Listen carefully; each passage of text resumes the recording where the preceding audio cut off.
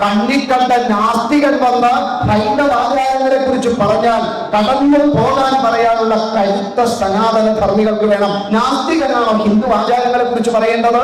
ഒരു മൈക്ക് കിട്ടുകയും ശ്രീനാരായണ ഗുരുദേവന്റെ ചൈതന്യം കൊണ്ട് പവിത്രമായ ഒരു ഇടത്ത് നിന്ന് നാരായണ ഗുരുദേവനോട് കൃതജ്ഞത കാണിച്ച നാസ്തികനല്ല ഷർട്ട് ഇടണോ വേണ്ടേ എന്ന് പറയേണ്ടത്. അത് പറയേണ്ടത് ഉപാസകന്മാരാ, തന്ത്രം പഠിച്ചവരാ, ഭാരതത്തിൽ ആചാര പരമ്പരയാണ്. ആ പരമ്പരയ്ക്ക് പകരമായി നാസ്തികൻ വന്ന ഈ സനാതന ധർമ്മത്തിന്റെ ആചാരങ്ങളെ കുറിച്ച് പറയാൻ ശാസ്ത്രബോധമില്ലാത്തവന് പറയാൻ അധികാരമില്ല. നടന്നുകൊണ്ടിരിക്കുന്ന മീനച്ചിൽ നദീതട ഹിന്ദു മഹാസംഗമത്തിന്റെ ഇന്നത്തെ ഈ വേദിയിലെ പ്രഥമ വ്യക്തിത്വം ശ്രീ ഗോപിനാഥൻ അവർകൾ ഈ ഒരു സംഗമം പ്രത്യക്ഷ ഈശ്വര ചൈതന്യമായ സൂര്യ ഭഗവാന്റെ പ്രാതിനിധ്യം ഈ വിളക്കിലേക്ക് ആവാഹിച്ചുകൊണ്ട് തൻ്റെ കർമ്മം കൊണ്ടും വാക്കുകൾ കൊണ്ടും ഉദ്ഘാടന കർമ്മം ചെയ്ത സംപൂജ്യനായ സ്വാമി യതീശ്വരാമൃത ചൈതന്യ അവർകൾ ഈ ഒരു സംഗമത്തിൽ എൻ്റെ കുടുംബാംഗങ്ങളായി ബന്ധുജനങ്ങളായി വന്നു ചേർന്ന എല്ലാവർക്കും വളരെ പ്രേമപൂർണമായ നമസ്കാരം. ഭഗവാൻ ശ്രീകൃഷ്ണൻ എങ്ങനെയാണ് നമുക്ക് ആദർശ വ്യക്തിത്വമായി തീരുന്നത്, ഇതാണ് സംസാരിക്കാൻ വേണ്ടി തീരുമാനിച്ചിട്ടുള്ള വിഷയം. ശ്രീകൃഷ്ണനെ സംബന്ധിച്ച് വിവിധങ്ങളായ രൂപങ്ങളാണ് നമ്മുടെ എല്ലാവരുടെയും മനസ്സിലുള്ളത്. ചിലരുടെ മനസ്സിൽ പീലിത്തിരുമുടി ചൂടിയ ഉണ്ണിക്കണ്ണനുണ്ട്. മറ്റു ചിലരുടെ മനസ്സിൽ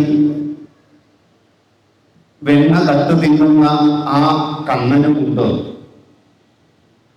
മറ്റു ചിലരുടെ മനസ്സിൽ ആപദ്ബാന്ധവനായ ശ്രീകൃഷ്ണനുണ്ട്. ചിലരുടെ മനസ്സിലെങ്കിലും അർജുനന് സത്യമൂടുന്ന ഗീതാകാരനായ യോഗേശ്വരനായ കൃഷ്ണനുണ്ട്. ഇങ്ങനെ വിവിധങ്ങളായ രൂപങ്ങളിലാണ്, ഭാവങ്ങളിലാണ് നാം കൃഷ്ണനെ മനസ്സിൽ വെച്ചിട്ടുള്ളത്. പക്ഷേ ബഹുഭൂരിപക്ഷം വരുന്ന ഹിന്ദു സമൂഹത്തിന്റെ മുന്നിൽ, അല്ലെങ്കിൽ സനാതന ധർമ്മികളുടെ മനസ്സിൽ ശ്രീകൃഷ്ണനെ കുറിച്ചുള്ള ചിന്ത, ശ്രീകൃഷ്ണന്റെ പ്രായം എന്ന് പറയുന്നത് 13 വയസ്സ് പോലും തികയാത്ത ഒരു കുഞ്ഞ്. ശ്രീകൃഷ്ണന് വല്ല വളർച്ചയുമുണ്ടോ എന്ന് ചോദിച്ചാൽ ഒരു വളർച്ചയുമില്ല. 5500 വർഷങ്ങളൊക്കെ പഴക്കമുള്ള ആ മഹാനുഭാവന് ഇന്നും 13 വയസ്സ്. അതിലെത്രത്തോളം കുറയ്ക്കാൻ പറ്റുമോ അത്രയും ഇഷ്ടം. ഒരു ഭാഗവത സപ്താഹ വേദിയിൽ 5-ാം ദിവസം ഒരമ്മ തിരക്കിട്ട് കൂടാണ് ഭാഗവതത്തിന്റെ അന്നത്തെ ആ ഒരു സഭയിലേക്ക്. എന്നെ വളരെ പരിചയമുണ്ടെങ്കിലും എന്നെ നോക്കാനോ ഒരു പുഞ്ചിരി പൊഴിക്കാനോ സമയമില്ലാതെ അമ്മ വേഗത്തിൽ നടന്നു നീങ്ങാണ്. അങ്ങനെ പോയാൽ ശരിയല്ലല്ലോ. ഞാൻ വിളിച്ചു, അമ്മ എവിടേക്കായി ഇത്ര തിരക്കിൽ? മോനെ സമയം വൈകി. അല്ല, വൈകിയപ്പോ എന്താ പ്രശ്നം? അല്ല, ഇപ്പോഴാണ് രാസലീലയെ കുറിച്ച് പറയണത്. പോണം. ആ അമ്മയുടെ പ്രായം എത്രയാണെന്നറിയോ? 68. 68 വയസ്സുള്ള അമ്മ ഇപ്പോഴും കേൾക്കാൻ ഇഷ്ടപ്പെടുന്നത് 13 തികയാത്ത ആ കുഞ്ഞ് തൻ്റെ ഭക്തഭാവത്തിൽ തന്നെ ആരാധിക്കുന്ന തൻ്റെ സഹോദരിമാരോടൊപ്പം ഒരു തുള്ളിയിൽ നിന്ന് മഹാസാഗരം പോലെ പെയ്തിറങ്ങുന്ന ആ മുരളീഗാനം പൊഴിച്ചുള്ള മനോഹര ഗാത്ര ഭാവമുള്ള ആ ശ്രീകൃഷ്ണന്റെ നടനം കാണുവാനാണ്. നല്ലത് തന്നെ, കാണണം, കേൾക്കണം, ആനന്ദം അനുഭവിക്കണം. പക്ഷെ ആ പ്രായമാണോ അത്? ഈ രാസലീലയും നാട്യവും ലയനവും ഒക്കെ കുറച്ച് യൗവനമുള്ള കുട്ടികളൊക്കെ ഒന്ന് കേൾക്കട്ടെ. വയസ്സങ്ങ് മുന്നോട്ട് പോകുന്ന സമയത്ത് ആ രാധാകൃഷ്ണൻ എന്ന് പറയുന്ന പ്രേമ ഭാജനത്തെ ഒന്ന് മാറ്റിവെച്ച് ഒരു 40 വയസ്സൊക്കെ കഴിഞ്ഞു ഒരു സ്ഥലത്ത് ഉറച്ചിരിക്കാനുള്ള മനസ്സുണ്ടോ? ഉണ്ട്. എങ്കിൽ രാധാകൃഷ്ണനിൽ നിന്ന് കുറച്ചുയർന്ന് ഗീതാകൃഷ്ണനെ സ്വീകരിക്കേണ്ട കാലം കഴിഞ്ഞില്ലേ അമ്മ എന്ന് ചോദിക്കണമെന്നുണ്ടായിരുന്നു. പക്ഷെ അമ്മയുടെ ഓട്ടം കണ്ടപ്പോ ചോദിക്കാൻ തോന്നിയില്ല. സത്യത്തിൽ രാധാകൃഷ്ണനിൽ നിന്ന് ഗീതാകൃഷ്ണനിലേക്ക് എത്തേണ്ട കാലം കഴിഞ്ഞു. ഭഗവത്ഗീത എന്ന സർവവേദ രഹസ്യത്തെ നമ്മുടെ മുന്നിൽ തന്ന ആ യോഗേശ്വരനായ ഭഗവാൻ ഇന്ന് നമ്മുടെ മനസ്സിലില്ല. സനാതന ധർമ്മത്തിന്റെ വക്താക്കളും പ്രയോക്താക്കളുമായിട്ടുള്ള നമ്മുടെ മനസ്സിലുള്ള കണ്ണൻ ഇന്നും മണ്ണിലോടിക്കളിച്ച് മണ്ണുവാരി തീർന്ന കണ്ണനും അങ്ങനെയുള്ള കുട്ടിത്തമുള്ള കണ്ണനാണ്. അതും നല്ലത് തന്നെ. പക്ഷെ അത് മാത്രം മതിയോ? ശ്രീകൃഷ്ണൻ എന്ന് പറയുന്ന ബഹുമുഖമായ കർമ്മങ്ങളിലൂടെ ലോകത്തിനു മുഴുവൻ ഈ സനാതന ധർമ്മത്തിന്റെ ശാശ്വത മൂല്യങ്ങളെ സംരക്ഷിച്ച് നിലനിർത്തി ജീവിതത്തിൽ കൊണ്ടു നടന്ന ആ മഹാനുഭാവൻ നമ്മുടെ മനസ്സിലില്ലെങ്കിൽ ഇനി എന്നാണ് കൃഷ്ണൻ ഈ സനാതന ധർമ്മത്തിന്റെ പ്രപിതാവായ ആ ആചാര്യൻ, കൃഷ്ണം വന്ദേ ജഗദ്ഗുരു എന്ന ആ ഗുരുശ്രേഷ്ഠൻ നമ്മുടെ മക്കളുടെ മനസ്സിലുണ്ടാകുക? പ്രേമത്തിന്റെ ഭാജനം കൃഷ്ണൻ. അന്ന് പ്രേമത്തിന്റെ ഭാജനമായി മാത്രം കണ്ടാലും കുഴപ്പമില്ല. ആരെങ്കിലും ആരോടെങ്കിലുമൊക്കെ ഒന്നും മിണ്ടുന്നത് കണ്ടാൽ ഒന്ന് ഒരു പ്രത്യേക ചിരി ചിരിച്ചു പറയും, നീ കൃഷ്ണനല്ലേ എന്ന്. എന്താ അർത്ഥം? അർത്ഥം നിങ്ങളുടെ മനസ്സിൽ വന്നിട്ടുണ്ടാകും. ഇങ്ങനെ ആക്കി തീർത്തു ഭഗവാനെ. ശരിക്കും ശ്രീകൃഷ്ണൻ എന്തിനാ ജനിച്ചത്? എന്തായിരുന്നു കൃഷ്ണന്റെ അവതാര ഉദ്ദേശം?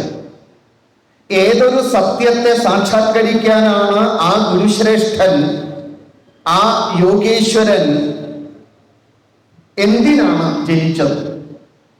അതൊന്ന് അന്വേഷിക്കുകയാണ് കുറച്ചു സമയം നമ്മൾ. അതുകൊണ്ട് നമ്മൾ പരിചയപ്പെടാൻ പോകുന്ന ശ്രീകൃഷ്ണന് ഒരു 40 വയസ്സ് കഴിഞ്ഞിട്ടുണ്ട്. ആ 40 വയസ്സ് കഴിഞ്ഞ കൃഷ്ണനെ തൽക്കാലത്തേക്ക് മനസ്സിൽ വെക്കണം. കുട്ടിക്കാലത്തെ കൃഷ്ണനെയും മനസ്സിൽ വേണം. പക്ഷേ ശ്രീകൃഷ്ണന്റെ 100 വയസ്സ്, ഞാൻ കഴിഞ്ഞ ഒരു സ്ഥലത്ത് കൃഷ്ണന് 100 എന്ന് പറഞ്ഞപ്പോൾ ഒരു അമ്മയ്ക്ക് സഹിക്കാൻ പറ്റുന്നില്ല. എൻ്റെ അടുത്ത് വന്ന് ചെവിയിൽ പറഞ്ഞു, 125 കേട്ടോ. ഓ ശരി, ഇനി 125 എന്ന് പറയാം. 100 സമം 120 എന്നൊരു അർത്ഥമുണ്ട്.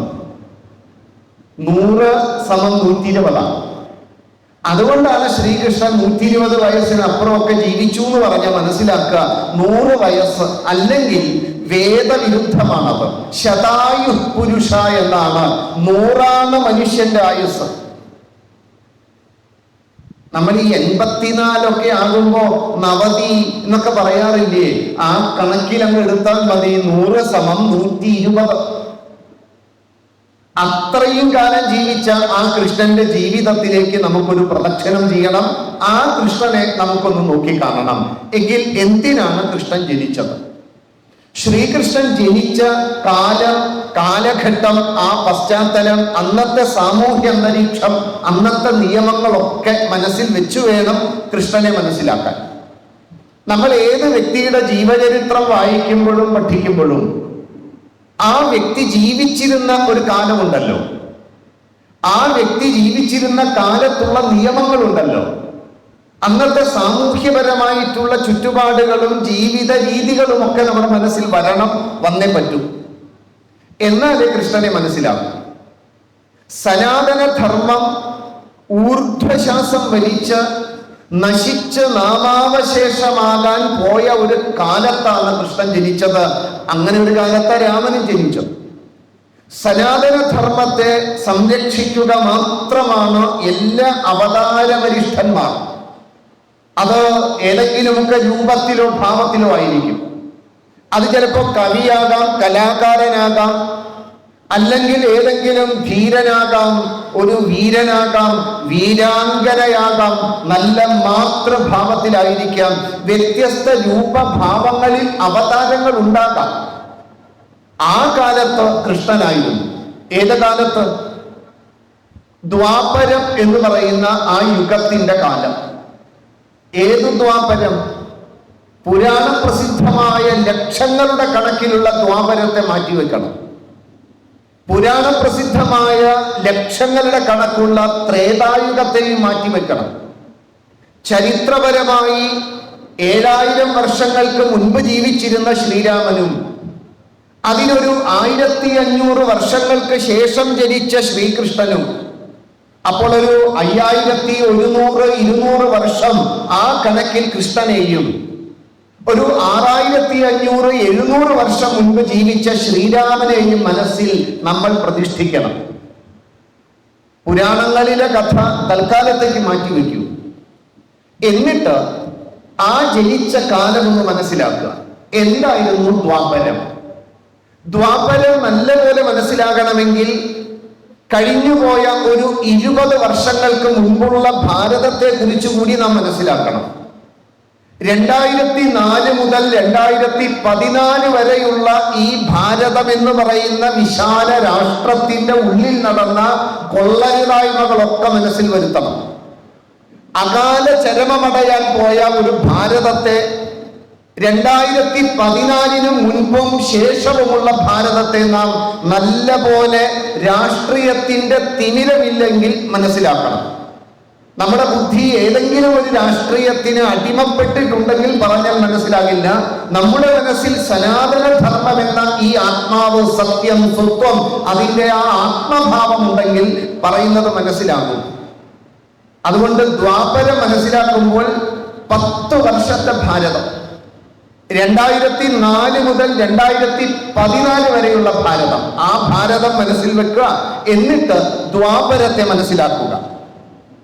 ദ്വാപരത്തെ മനസ്സിലാക്കുന്നതിന് മുൻപ് തൊട്ടു മുൻപത്തെ യുഗമായ ത്രേതായുഗത്തെയും മനസ്സിലാക്കണം. രാമന്റെ കാലവും മനസ്സിലാക്കണം.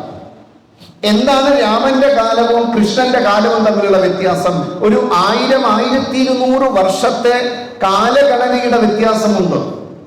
അതുകൊണ്ട് ത്രേതായുഗം, ആ പേര് പോലെ തന്നെയാണ് ത്രേത ശബ്ദത്തിന് യാഗം, യജ്ഞം എന്നൊക്കെ അർത്ഥം. യാഗയജ്ഞങ്ങളിൽ കൊളുത്തുന്ന അഗ്നിയെ പറയുന്ന പേരാണ് ത്രേതാഗ്നി. അതുകൊണ്ട് കൂടുതൽ യാഗയജ്ഞങ്ങൾ നടന്നിരുന്ന കാലം, ജീവിതത്തിൽ എന്തും നേടുവാൻ യാഗവും യജ്ഞവും തപസ്സും സ്വാധ്യായവും മാത്രമുണ്ടായിരുന്ന കാലത്തിന്റെ പേരാണ് ത്രേതായുഗം.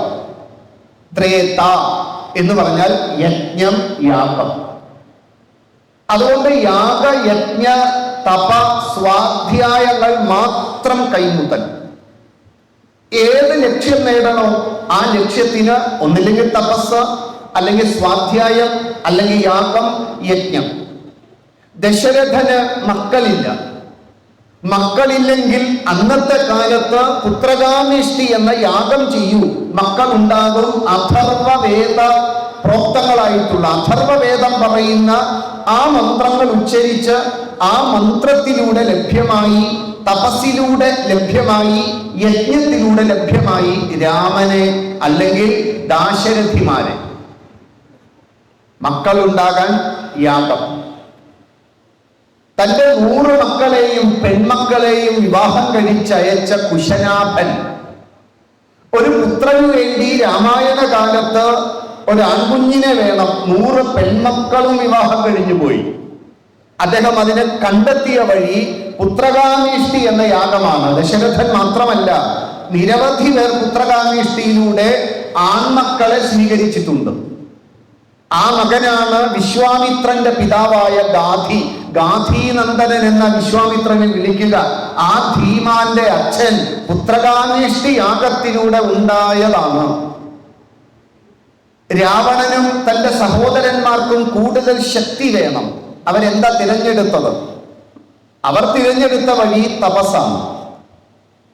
രാമലക്ഷ്മണന്മാരെ വധിക്കാൻ ഇന്ദ്രജിത്ത് തിരഞ്ഞെടുത്ത വഴി ഏതാ?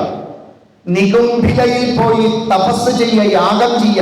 യാഗത്തിന്റെ പരിസമാപ്തിയിൽ ശക്തി സമ്പാദിച്ച് രാമലക്ഷ്മണന്മാരെ വധിക്കുക. ലോകമംഗളത്തിന് അന്ന് എന്താണ് വഴി? വിശ്വാമിത്രൻ 6 ദിവസം നീണ്ടു നിൽക്കുന്ന ലോകത്തിന് കൂടുതൽ ഗുണം ലഭിക്കുന്ന ആ യാഗത്തെ സംരക്ഷിക്കാനാണ് രാമൻ പോയത്. അപ്പോൾ ലോകമംഗളത്തിന് അന്നുണ്ടായിരുന്ന വിധി യാഗം, യജ്ഞം. ചുരുക്കി പറഞ്ഞാൽ ത്രേതായുഗം എന്ന് പറയുന്നത് മന്ത്രധ്വനികളുടെ, ആശ്രമവാദങ്ങളുടെ, കാഷായ വസ്ത്രധാരികളുടെ, അറിവിന്റെ വാതായനങ്ങൾ തുറന്നു വെച്ച് ലോകത്തിന് നന്മയുണ്ടാകാൻ തപം ചെയ്ത ഋഷീശ്വരന്മാരുടെ, അറിവിന്റെ വിജ്ഞാന സ്രോതസ്സുകൾ വരണ്ടുപോകാതെ അവരെ സംരക്ഷിക്കുക എന്ന കർത്തവ്യവുമായി ശ്രീരാമചന്ദ്രൻ ജനിച്ചു. ശ്രീരാമൻ എന്തിന് ജനിച്ചു? ശ്രദ്ധിച്ച് മനസ്സിലാക്കണം. രാമൻ ജനിച്ചത് രാവണനെ കൊല്ലാനല്ല. ദയവ് ചെയ്ത് നമ്മുടെ കുട്ടികളോട് അവതാരങ്ങളൊക്കെ കൊല്ലാനാണ് എന്ന് പറയരുത്. അരണ്യങ്ങളിൽ ആശ്രമം സ്ഥാപിച്ച് ശാന്തശീലരായി, അന്തർമുഖരായി. ഏതന്തർമുഖര്? വയലാറിന്റെ വാക്ക് കടമെടുത്തു പറഞ്ഞാൽ ആരണ്യാന്തര ഗഹ്വരോദര തപസ്ഥാനങ്ങളിൽ സൈന്ധവോദാര ശ്യാമമനോഭിരാമ പുലിനോ പാന്തപ്രദേശങ്ങളിൽ ആര് അന്തർമുഖമീ പ്രപഞ്ച പരിണാമോദ്ഭിന്ന സർഗക്രിയ സാരം തേടി അലഞ്ഞു പണ്ടവരിലെ ചൈതന്യമെൻ ദർശനമെന്ന് വയലാർ വെറുതെ പറഞ്ഞതല്ല. എന്താ വയലാറെ നിങ്ങളുടെ ആദർശം, ആശയം, അസ്തിത്വം, അസ്മിത, ഉൾക്കാമ്പ്, അകക്കാമ്പ്, ചൈതന്യം, സ്വരൂപം എന്താ? വയലാറിന് ഒരു സംശയവുമില്ല. വയലാർ പറഞ്ഞത് ആ കാടിന്റെ ഉള്ളിൽ ആരണ്യാന്തര, ഒരു വലിയ കാട്, അതിന്റെ ഉള്ളിൽ ഗഹ്വരം, ഒരു ഗുഹ, ആ ഗുഹയ്ക്കുള്ളിൽ തപം ചെയ്ത ഋഷിമാരുണ്ടല്ലോ. അവരെന്തിനു തപം ചെയ്തു? സമ്പത്തുണ്ടാക്കാനല്ല, ധനാഗമനത്തിന് വേണ്ടിയിട്ടുള്ളതല്ല, ലോകമംഗളത്തിന്. മാത്രമല്ല അവരുടെ ഉള്ളിൽ നിരവധി ചോദ്യങ്ങൾ. ഈ പ്രപഞ്ചം എവിടെ നിന്ന് വന്നു? ആ പ്രപഞ്ചം ഏതിൽ നിലനിൽക്കുന്നു? ആ പ്രപഞ്ചം എന്തിനാണ് ലയിക്കുന്നത്? പ്രപഞ്ച പരിണാമോദ്ഭിന്ന സർഗക്രിയാസാരം തേടിയലഞ്ഞ അവരുണ്ടല്ലോ. അവരുടെ ആദർശമാണ്, ആശയമാണ് എൻ്റെ. ഇപ്പൊ കുറേശ്ശെ മനസ്സിലായി വരുന്നുണ്ട്. വയലാറ് നമ്മൾ വിചാരിച്ച പോലെയൊന്നും അല്ല, താമര വിരിയണം എന്നൊക്കെ പറഞ്ഞ ആളാന്നൊക്കെ ഇപ്പോഴാ മനസ്സിലായി വന്നത്. ഈ ഒന്നും ആലോചിക്കാതെ ജയ് വിളിച്ച് മാത്രം ശീലമുള്ളവന് വയലാറ് നമ്മുടെ ആളാന്നൊക്കെ വിചാരിച്ചിരുന്നു. പക്ഷെ വരികളുടെ അടിയിലേക്കൊക്കെ ഒന്ന് പോയി ഓരോ അക്ഷരത്തിനും ജീവൻ കൊടുത്ത് ഒരു മന്ത്രം ഉച്ചരിക്കുന്ന പവിത്രതയോടുകൂടി അക്ഷരങ്ങൾ വായിച്ചെടുത്തപ്പോഴാണ് വയലാറ് നമ്മുടെ ആളല്ല, അവരുടെ ആളാന്നൊക്കെ ഇപ്പൊ മനസ്സിലായി തുടങ്ങിയത്. ഇപ്പൊ വയലാറിനെ വിട്ടു. ഇപ്പൊ വയലാറില്ല കൂടെ. പലരെയും വിട്ടു, പലരും ഇല്ല കൂടെ. ശ്രീരാമചന്ദ്രൻ ജനിച്ചത് അരണ്യങ്ങളിൽ ആശ്രമം സ്ഥാപിച്ച് അന്തർമുഖരായി ധ്യാനനിഷ്ഠരായി ജീവിച്ച ആ കാവ്യവസ്ത്രധാരികളാണ് ഇവിടെ അറിവിന്റെ വാതായനം തുറന്നത്. അറിവിന്റെ വാതായനങ്ങൾ തുറന്ന ആ ഋഷിമാർ വിജ്ഞാന സ്രോതസ്സുകൾ വരണ്ടു പോകാതെ അവരെ സംരക്ഷിക്കണം.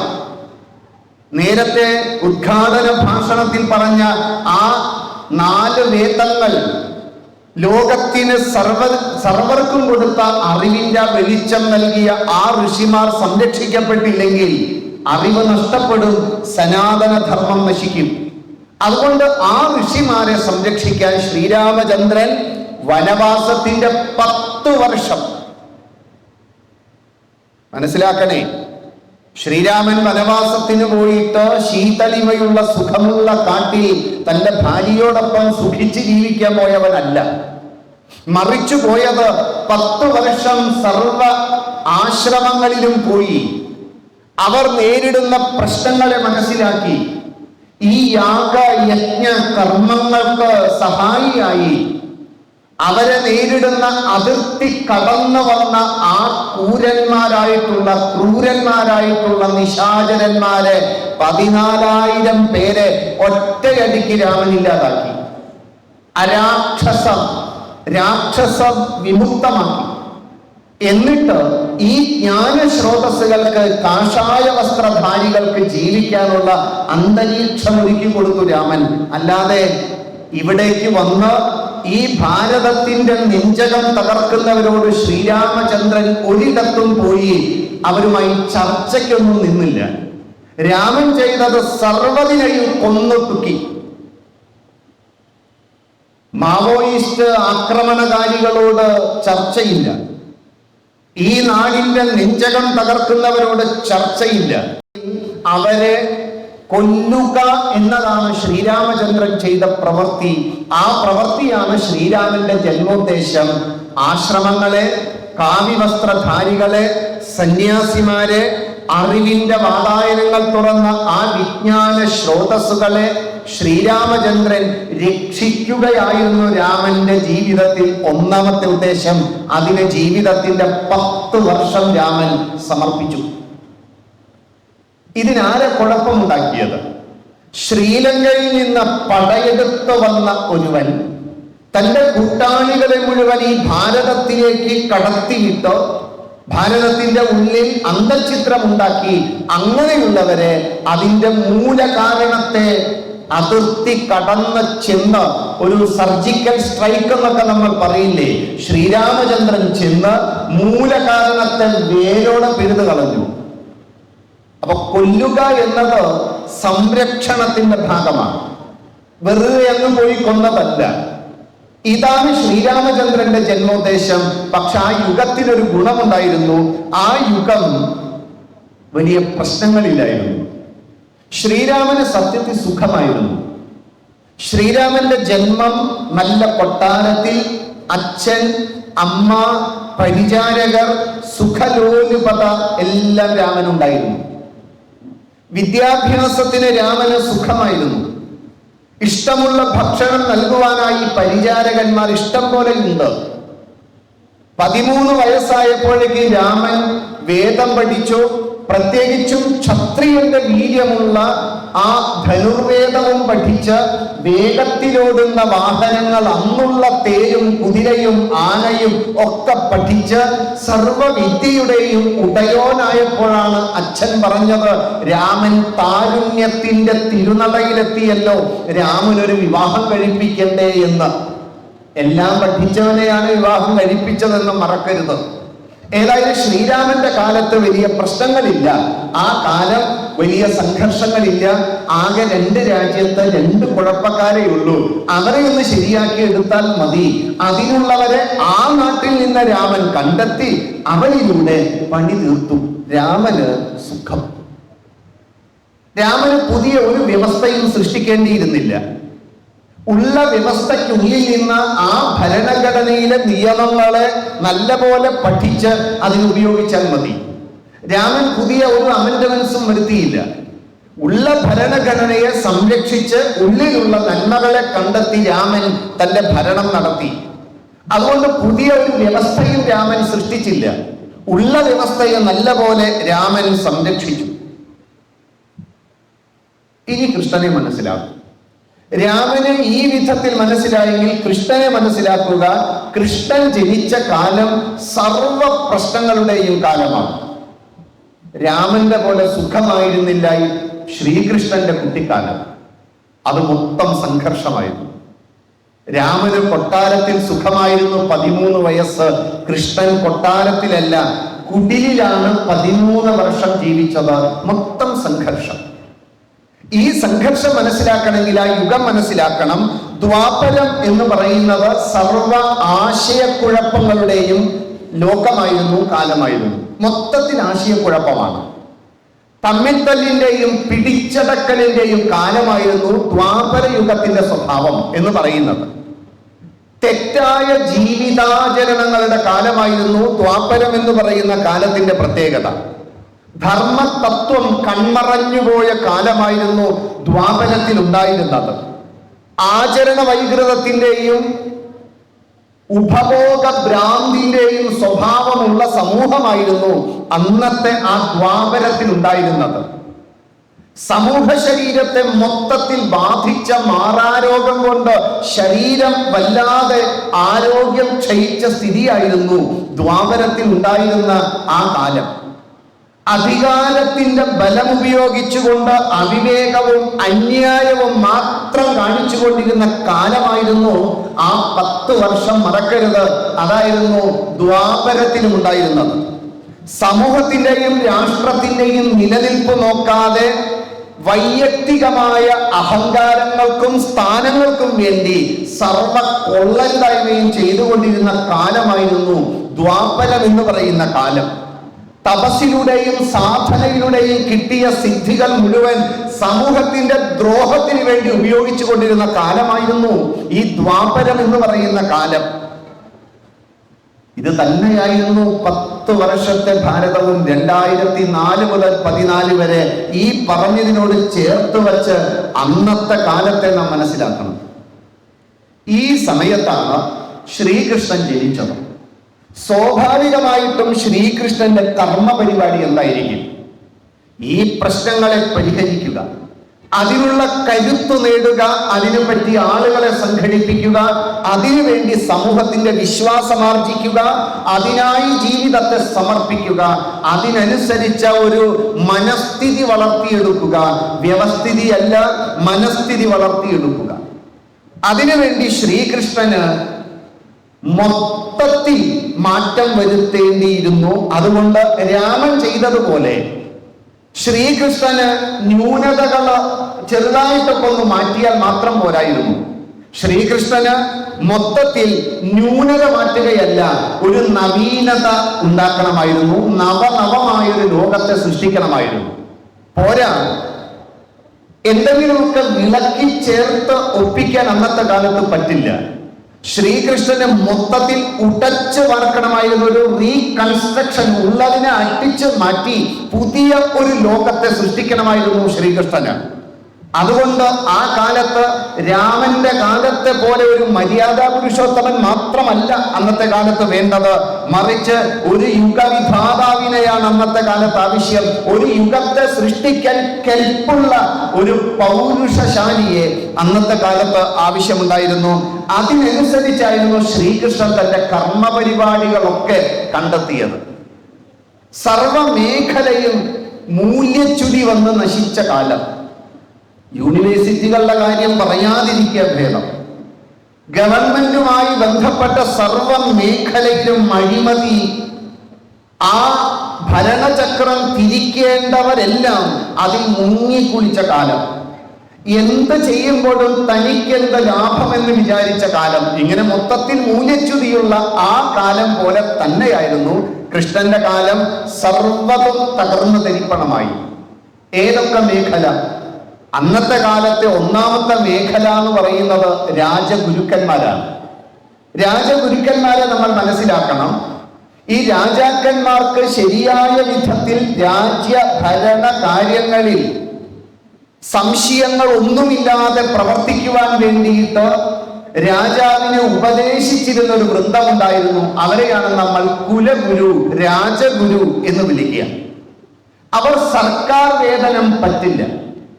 സർക്കാരിന്റെ കൊടിവെച്ച കാറിന്റെ അകത്തിരുന്ന് യാത്ര ചെയ്യുന്നവരല്ല അവർ. സർക്കാരിന്റെ കണ്ണഞ്ചിപ്പിക്കുന്ന ആ 6 അക്ക ശമ്പളം അവർക്കില്ല. അവരെന്ത് ചെയ്യുമായിരുന്നു? കൊട്ടാരത്തിന്റെ സുഖലോലുപതയിലൊന്നും കണ്ണു മഞ്ഞളിക്കാതെ കൊട്ടാരത്തിൽ നിന്നും മാറി ചാണകം മെഴുകിയ കോലായിലിരുന്ന ധർമ്മരാഷ്ട്ര സൃഷ്ടിക്ക് വേണ്ടി രാജാവിനെ ഉപദേശിച്ചിരുന്നു അവർ. അവരായിരുന്നു അന്നത്തെ വസിഷ്ഠനെ പോലെ, ശതാനന്ദനെ പോലെ, നാരദനെ പോലെ, വിശ്വാമിത്രനെ പോലെയുള്ള ഈ തപസ്വികൾ, നിസ്വന്മാർ നിരവധി പേരായിരുന്നു. ആ കാലത്ത് ഉണ്ടായിരുന്ന ഈ രാജഗുരു എന്ന പദവി നശിച്ച് നാമാവശേഷമായി. ധർമ്മമൂർത്തികളുടെ സ്ഥാനത്ത് ഭോഗ തൽപരർ കയറിയിരുന്നു. സ്വന്തം കാര്യം സിന്ദാബാദ്. സ്വന്തം സ്ഥാനത്തിനും എന്തെങ്കിലുമൊക്കെ കിട്ടുവാൻ വേണ്ടി നാസ്തികനോടൊപ്പം ക്ഷേത്രാചാരങ്ങളെ കുറിച്ച് പറയുവാൻ മടി കാണിക്കില്ല. നാസ്തികൻ പറയുന്ന വാക്കുകൾ ഒരുമിച്ച് കേട്ടു ചൊല്ലുന്ന കാഷായ വസ്ത്രധാരിയും വളർന്നു വരാൻ തുടങ്ങി. അങ്ങനെ വന്നപ്പോൾ സർക്കാരിന്റെ സുഖവും വേതനവും പറ്റുന്ന ഒരു സമൂഹം വളർന്നു വന്നു. അത്തരക്കാരിൽ മുമ്പനായിരുന്നു ദ്രോണാചാര്യർ. അത്തരക്കാരിൽ മുമ്പനായിരുന്നു കൃപാചാര്യർ. ജന്മം കൊണ്ട് ബ്രഹ്മോപാസകർ, ജന്മം കൊണ്ട് വേദം പഠിച്ച് വൈദിക വൃത്തിയിൽ ജീവിക്കേണ്ട ആ ബ്രഹ്മോപാസകർ അതെല്ലാം മാറ്റിവെച്ച് കർമ്മം കൊണ്ട് കൊട്ടാരത്തിൽ പോയി തമ്പുരാന്റെ മക്കളെ പയറ്റു പഠിപ്പിക്കാൻ വേണ്ടി അതിൽ നിന്ന് കിട്ടുന്ന വേതനവും സുഖവും നോക്കി മാത്രം ജീവിച്ച ഈ വിഭാഗം വളർന്നു വന്നതോടുകൂടി രാജഗുരു വഴിതെറ്റി നശിച്ച നാമാവശേഷമായി ഒന്നാമത്തെ രംഗം. സ്വാഭാവികമായും രാജഗുരു വഴിതെറ്റിയാൽ ആര് വഴിതെറ്റും? രാജാവ് വഴിതെറ്റുമെന്നത് ഉറപ്പ്. ഭരണ നേതൃത്വത്തിലുള്ള സർവരും വഴിതെറ്റിയ കാലം. ഉണ്ടായ രാജാക്കന്മാരുടെ സ്ഥിതി മനസ്സിലാക്കുക. ഒന്നാമത്തെ ആള് ഹസ്തിനപുരത്തിലെ രാജാവായ ദുഷ്യന്തനാണ്. ഏത് ദുഷ്യന്തൻ? ശകുന്തളയുടെ ആ ദുഷ്യന്തൻ. ഏത് ശകുന്തള? നമ്മൾ ഏത് ശകുന്തളയെയാ പഠിച്ചത്? കണ്വാശ്രമത്തിലെ എട്ടും പൊട്ടും തിരിയാത്ത ആ ശകുന്തള നമ്മുടെ മനസ്സിൽ തന്നത് കാളിദാസനാണ്. കാളിദാസൻ ചൊല്ലിത്തന്ന ശകുന്തളയെയും കൊണ്ട് നടക്കാൻ തുടങ്ങിയപ്പോൾ ശകുന്തള എന്ന് പറഞ്ഞാൽ ലോകമറിയാത്ത പാവം പിടിച്ച ഒരു പെൺകുട്ടി. എല്ലാവരും ശകുന്തളയെ പോലെ ആകണം എന്നുള്ളൊരു ധ്വനിയും. എന്നാൽ വ്യാസഭഗവാൻ നമുക്ക് സമ്മാനിച്ച ആ ഭാരത ഭാഗീരഥി എന്ന് പറയുന്ന ആ ഗംഗാപ്രവാഹം എന്ന് പറയുന്ന മഹാഭാരതം ഒരിക്കലെങ്കിലും ഒന്ന് എടുത്തൊന്നും മറച്ചു നോക്കൂ. അതിൽ വ്യാസൻ മുന്നിൽ വെച്ച ശകുന്തളയുണ്ട്. സിംഹികയാണ് ശകുന്തള. കരുത്തും തന്റേടവും ലോകവിവരവും ധാർമ്മിക മൂല്യങ്ങളെ സംരക്ഷിച്ച് നുണ പറയുന്നവന്റെ മുഖത്ത് നോക്കി ഇങ്ങനെ ഒരുവരെ എനിക്ക് ഭർത്താവായി വേണ്ട എന്ന് പറയാൻ ധൈര്യമുള്ള പെൺകുട്ടി. തോഴിമാരോടും കൂട്ടുകാരോടും കൂടിപ്പോയവളല്ല, ഒറ്റയ്ക്ക് പോയവളാണ് രാജകൊട്ടാരത്തിൽ. ആ ശകുന്തളയെ മനസ്സിൽ വെക്കണം. കാളിദാസന്റെ ശകുന്തള കാളിദാസൻ എഴുതുന്ന കാലത്ത് രാജാക്കന്മാരെ വിമർശിക്കാൻ പാടില്ലാത്തത് കൊണ്ട് അതിന്റെ മധുരം ചേർത്ത് കാളിദാസൻ അവതരിപ്പിച്ചു. നല്ലത് തന്നെ, അതിലൊന്നും ദോഷം കാണണ്ട. പക്ഷെ നമ്മുടെ ശകുന്തള വ്യാസൻ തന്ന ശകുന്തളയാണ്. ആ ശകുന്തളയെ കുട്ടികളെയൊക്കെ ഒന്ന് പഠിപ്പിക്കൂ. ഒരു അബദ്ധം പറ്റി, അതിന്റെ പേരിൽ ആത്മവിശ്വാസം നഷ്ടപ്പെട്ട് ഇനി എന്ത് ചെയ്യുമെന്നറിയാതെ കരഞ്ഞൊട്ടി നിന്ന പെൺകുട്ടി ഒന്നുമല്ല. അതിനെ നേരിടാനുള്ള കരുത്തവൾക്കുണ്ട്. ആ കരുത്തുമായിട്ടാണ് അവൾ ഹസ്തിനപുരത്തിന്റെ ആ കൊട്ടാരത്തിൽ ചെന്നത്. ഗന്ധർവ വിധിപ്രകാരം തന്നെ വിവാഹം കഴിച്ച് തനിക്കൊരു കുഞ്ഞിനെ സമ്മാനിച്ച ആ ദുഷ്യന്തന്റെ അടുത്ത് ചെന്ന് ഇതാ അങ്ങയുടെ പുത്രൻ എന്ന് പറഞ്ഞ് പരിചയപ്പെടുത്തുമ്പോൾ ഓർമ്മയുണ്ടായിട്ടും ഓർമ്മയില്ലാതെയല്ലേ? അങ്ങനെയാ നമ്മൾ ബാലരമയിൽ വായിച്ചിട്ടുള്ളത്. അങ്ങനെയാ നമ്മൾ ബാലമംഗളത്തിലും സീരിയലിലും കഥകളിലും നോവലുകളിലും ബാലയും നാടകത്തിലൊക്കെ പഠിച്ച് ഹിന്ദു ധർമ്മശാസ്ത്രം പഠിച്ചു എന്ന് അഭിമാനിക്കരുത് ദയവ് ചെയ്ത്. ഓർമ്മയുണ്ടായിട്ടും മഹാരാജാവായിട്ടുള്ള ദുഷ്യന്തൻ എനിക്കിതുമായി യാതൊരു ബന്ധവുമില്ല എന്ന് സത്യാനപ്രമദിതവ്യം എന്ന വൈദിക വാണിയം മറന്നു. സത്യത്തെ സംരക്ഷിക്കേണ്ട പാലിക്കേണ്ട വൈദിക ആചരണങ്ങളെയും മന്ത്രങ്ങളെയും സംരക്ഷിക്കേണ്ട രാജാവ് മനസാക്ഷിയെ മരവിപ്പിച്ചുകൊണ്ട് ആദ്യമായി കള്ളം പറഞ്ഞു. രാജാവ് കള്ളം പറഞ്ഞാൽ പ്രജകൾ കള്ളങ്ങളുടെ ഒരു വലിയ കൂമ്പാരം ഉണ്ടാകും. ഭരണാധികാരി നുണ പറയരുത്. ഭരണാധികാരി നുണ പറയരുത്. ഭരണാധികാരി നുണ പറഞ്ഞാൽ ധർമ്മം നശിച്ചു, സനാതന ധർമ്മം നശിച്ചു. അതുകൊണ്ട് നമ്മൾ ചിലരെയൊക്കെ നോക്കി പറയുന്നത് ഇവരൊക്കെ ഭരിച്ചാൽ ഈ ധർമ്മം നശിക്കും.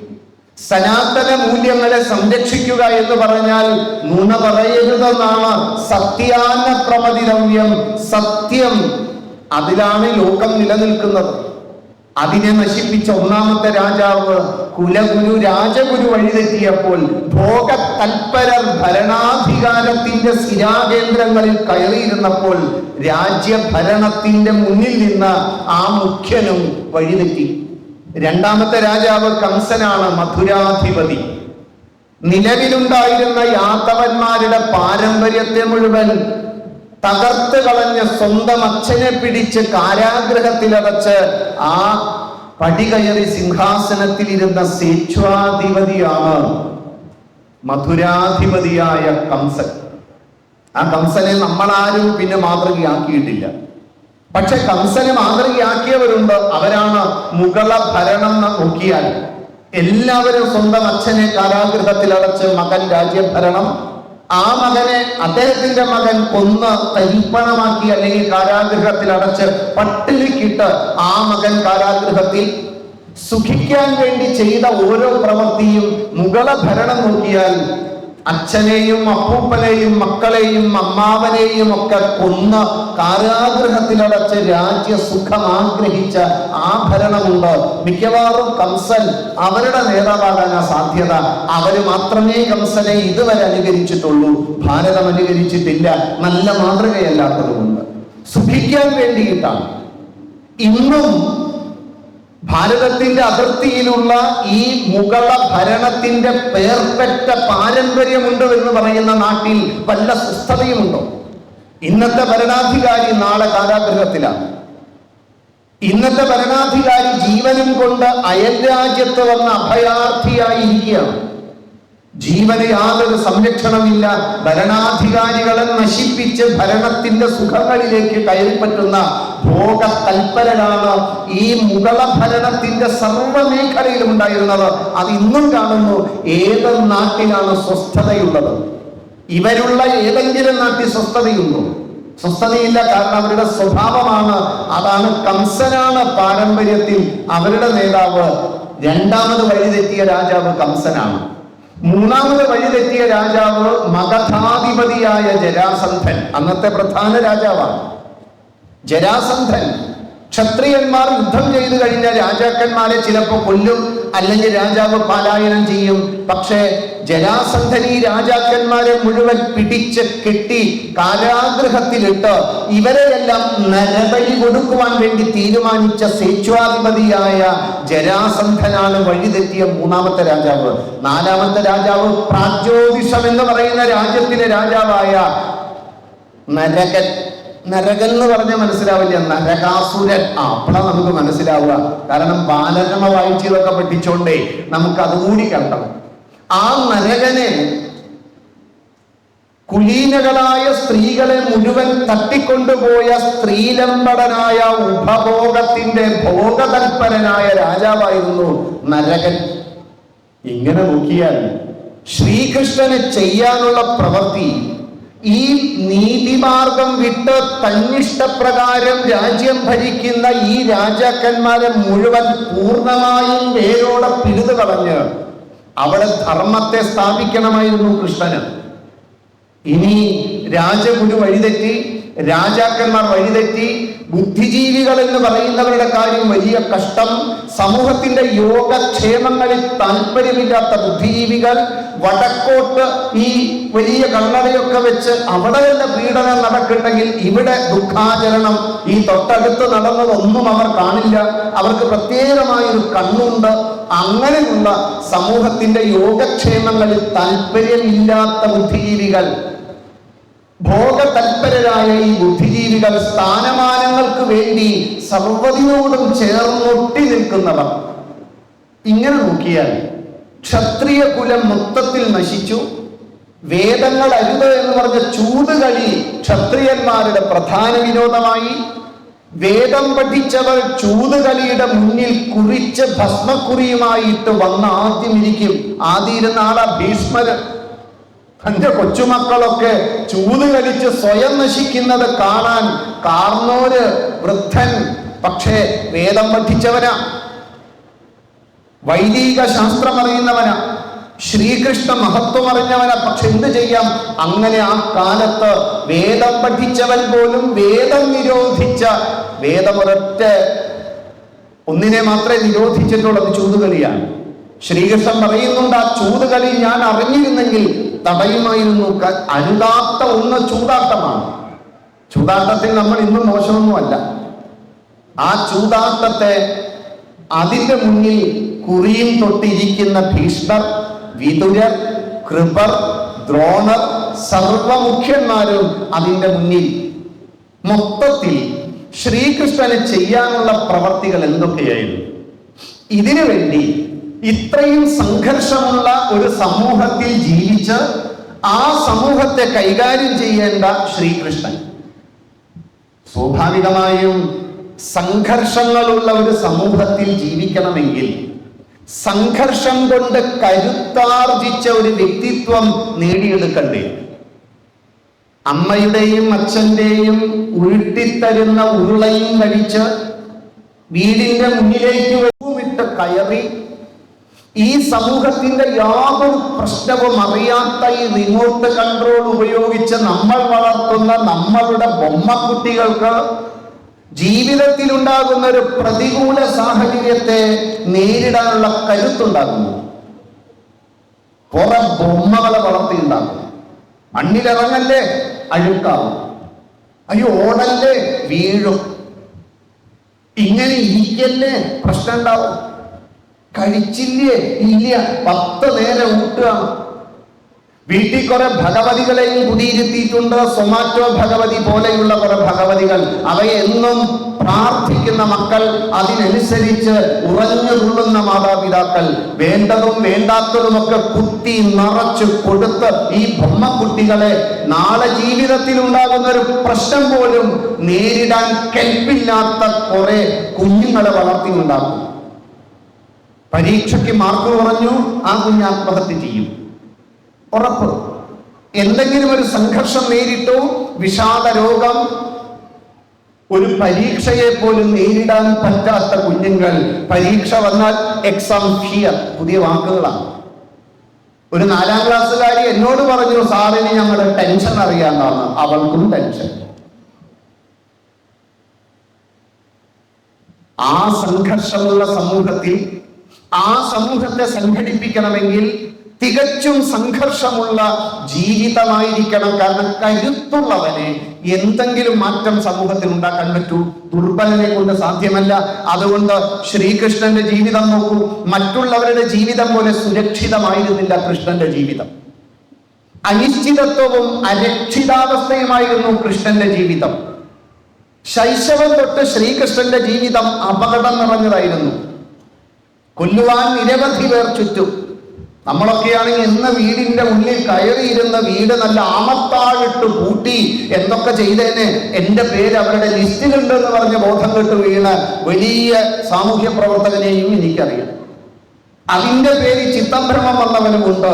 നാളെ നേരിടാൻ പോകുന്ന സമൂഹത്തിൽ ആ സമൂഹത്തെ നേരിടാനും മുന്നിൽ നിന്ന് നയിക്കാനും കെൽപ്പുള്ള, സംഘർഷമുള്ള സമൂഹത്തിൽ ജീവിക്കാൻ കെൽപ്പുള്ള ശ്രീകൃഷ്ണൻ 13 വയസ്സിനുള്ളിൽ ചെയ്ത വിഖ്യാതമായ ചരിത്രം പഠിക്കണം. 13 വയസ്സിനുള്ളിൽ ഡാൻസ് കളിച്ചതൊക്കെ നമുക്ക് ഓർമ്മയുണ്ട്. വെണ്ണ കട്ടു തിന്നതും നമുക്ക് ഓർമ്മയുണ്ട്. ഓടക്കുഴലൂതി പ്രേമഭാജനമായി കാലികളെ മേച്ച് യാദവന്മാരോടൊപ്പം അങ്ങനെ ആനന്ദ നടനം ചെയ്തതൊക്കെ കഥയായി പറഞ്ഞു കൊടുത്തു. പറഞ്ഞു കൊടുക്കാത്ത ചില കാര്യങ്ങളുണ്ട്. ശ്രീകൃഷ്ണന്റെ ജീവിതത്തിൽ കൃഷ്ണന്റെ പ്രധാന ശത്രു കൺവെട്ടത്തില്ലായിരുന്നു. അവൻ അരമനയിൽ സുഖമായി ജീവിക്കുകയായിരുന്നു. കൺവെട്ടത്തില്ലാത്ത ശത്രു കൃഷ്ണനെ കൊല്ലുവാൻ നിരവധി പേരെ പറഞ്ഞയച്ചു. ഒന്നാമത്തെയാള് പരിശുദ്ധന്മാർ, പൂതന്മാരെ പോലും വഴിതെറ്റിക്കുന്ന പൂതന, കുട്ടികളെ വഴിതെറ്റിക്കുന്നതിൽ PhD എടുത്തവൾ. അവളാണ് ഇന്ന് നവമാധ്യമങ്ങളിലൂടെ കുട്ടികളുടെ മനസ്സിലേക്ക് പലതും കടത്തിവിടുന്നത്. ആ പൂതന ഒന്നാമത്തെയാള്. പിന്നെ വരിയായി ശകടാസുരൻ, ബദാസുരൻ, പ്രണാവർത്തൻ തുടങ്ങി നിരവധി പേരാണ് വന്നത്. എന്തിനാ വന്നത്? കൊല്ലാന വന്നത്. ആരെ? കൃഷ്ണനെ. അതുകൊണ്ട് ശ്രീകൃഷ്ണൻ 13 വയസ്സ് വരെ ശ്രീകൃഷ്ണൻ ചെയ്തതിൽ ധർമ്മ സംസ്ഥാപനമുണ്ട് എന്ന് ദയവ് ചെയ്ത് കുട്ടികളെ പഠിപ്പിക്കരുത്. ശ്രീകൃഷ്ണൻ 13 വയസ്സ് വരെ ചെയ്തുകൊണ്ടിരുന്നത് സ്വയം പ്രതിരോധിക്കലായിരുന്നു.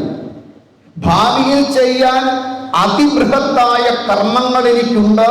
ഭാവിയെ സ്വപ്നം കാണണമെങ്കിൽ വർത്തമാനകാലത്തിൽ എനിക്കെതിരെ വരുന്ന, എന്നെ പ്രലോഭിപ്പിക്കുന്ന, എൻ്റെ അഭിരുചിക്കനുസരിച്ച് കണ്ണഞ്ചിപ്പിക്കുന്ന പലതും വിരൽത്തുമ്പിലെ വിസ്മയജാലികയിൽ കണ്ട് വീണുപോകാതിരിക്കണമെങ്കിൽ അതിനെയും വിജയിക്കണം.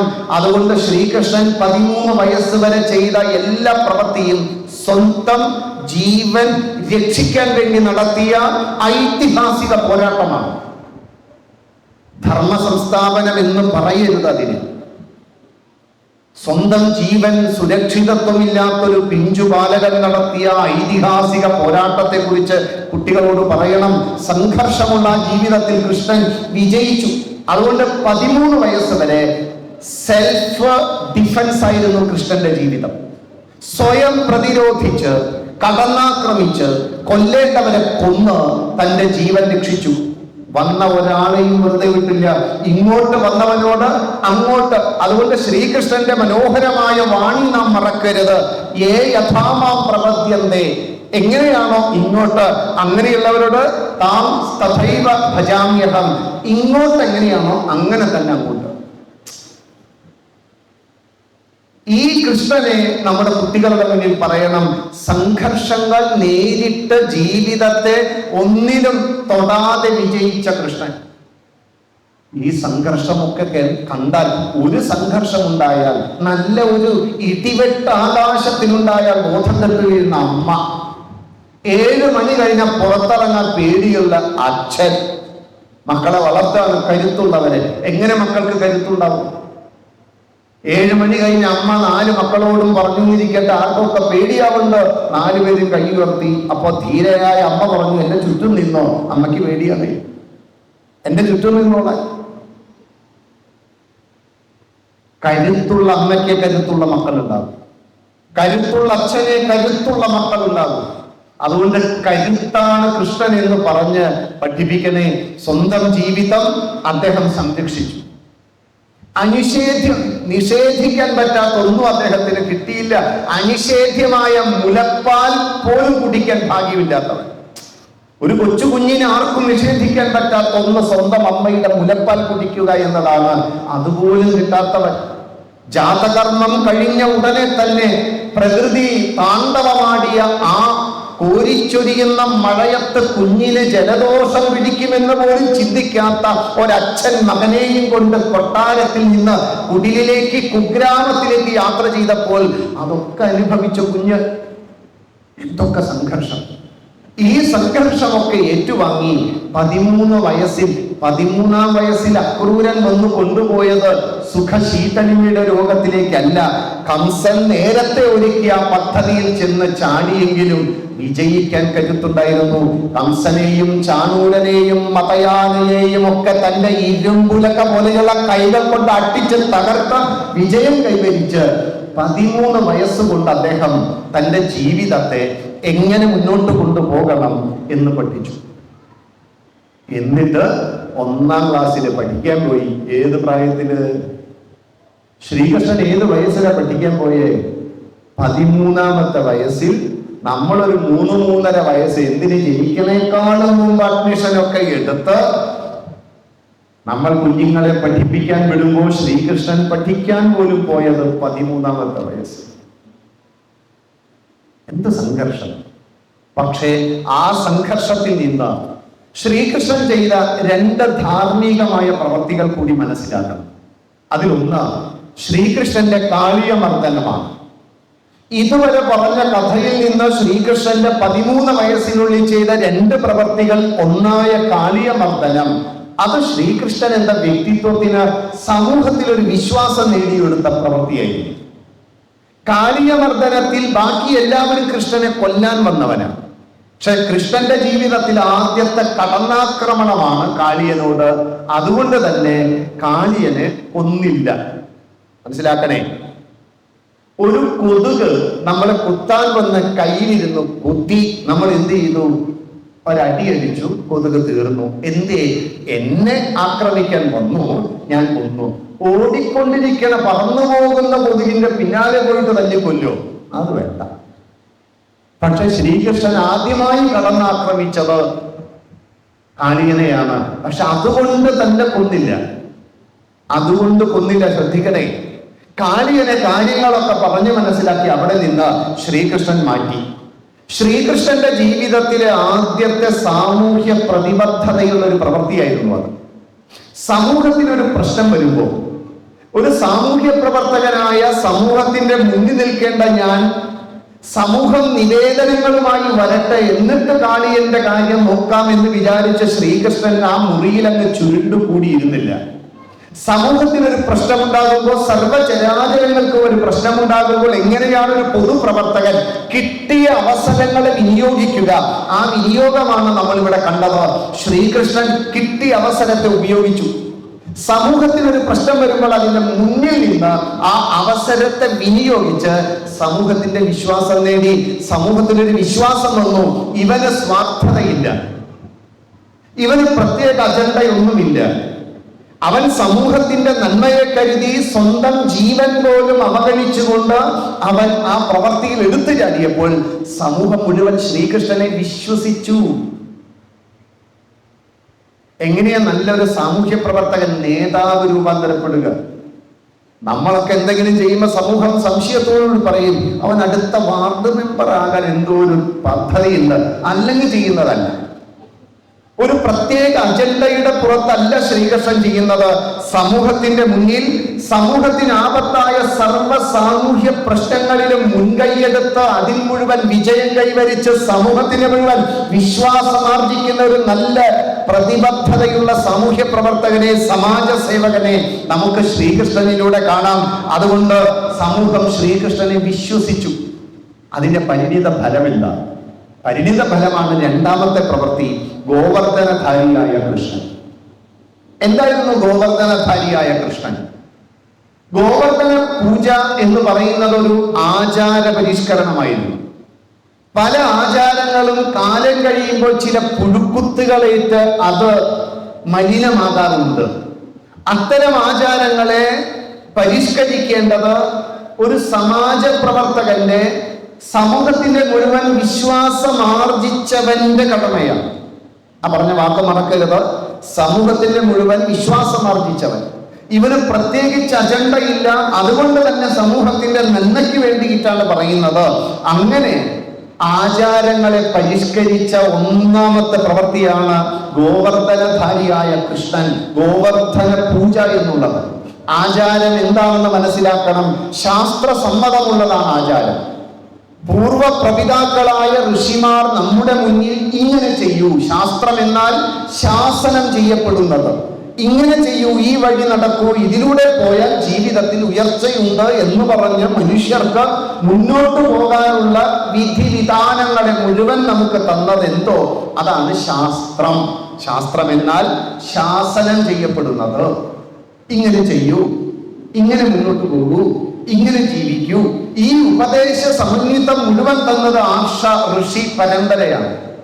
അങ്ങനെയുള്ളത് വേദ സമ്മതമായതെന്തോ, ഇങ്ങനെ ചെയ്യുമെന്ന ആർഷവചനമേതോ, പൂർവാചാര്യന്മാരുടെ പ്രപിതാക്കളുടെ തപസ്സിൽ നിന്നും ഉപാസനയിൽ നിന്നുണ്ടായ വാക്കുകൾ ഏതോ അതാണ് ആചാരം.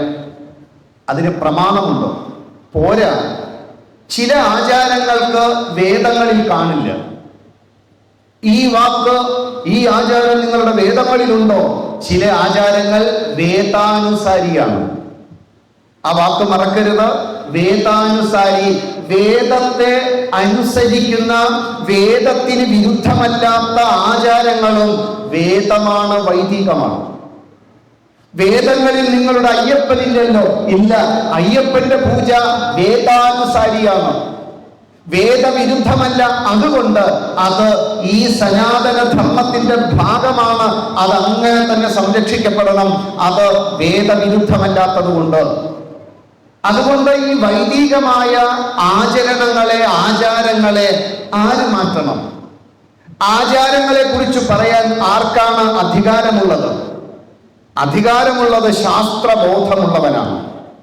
ആർക്ക് ശാസ്ത്രബോധമുണ്ടോ അവനാണ് ആചാരത്തെ പറ്റി പറയേണ്ടത്. അല്ലാതെ കണ്ണിക്കണ്ട നാസ്തികൻ വന്ന് ഹൈന്ദവ ആചാരങ്ങളെ കുറിച്ച് പറഞ്ഞാൽ കടന്നു പോകാൻ പറയാനുള്ള കരുത്ത സനാതന ധർമ്മികൾക്ക് വേണം. നാസ്തികനാണോ ഹിന്ദു ആചാരങ്ങളെ കുറിച്ച് പറയേണ്ടത്?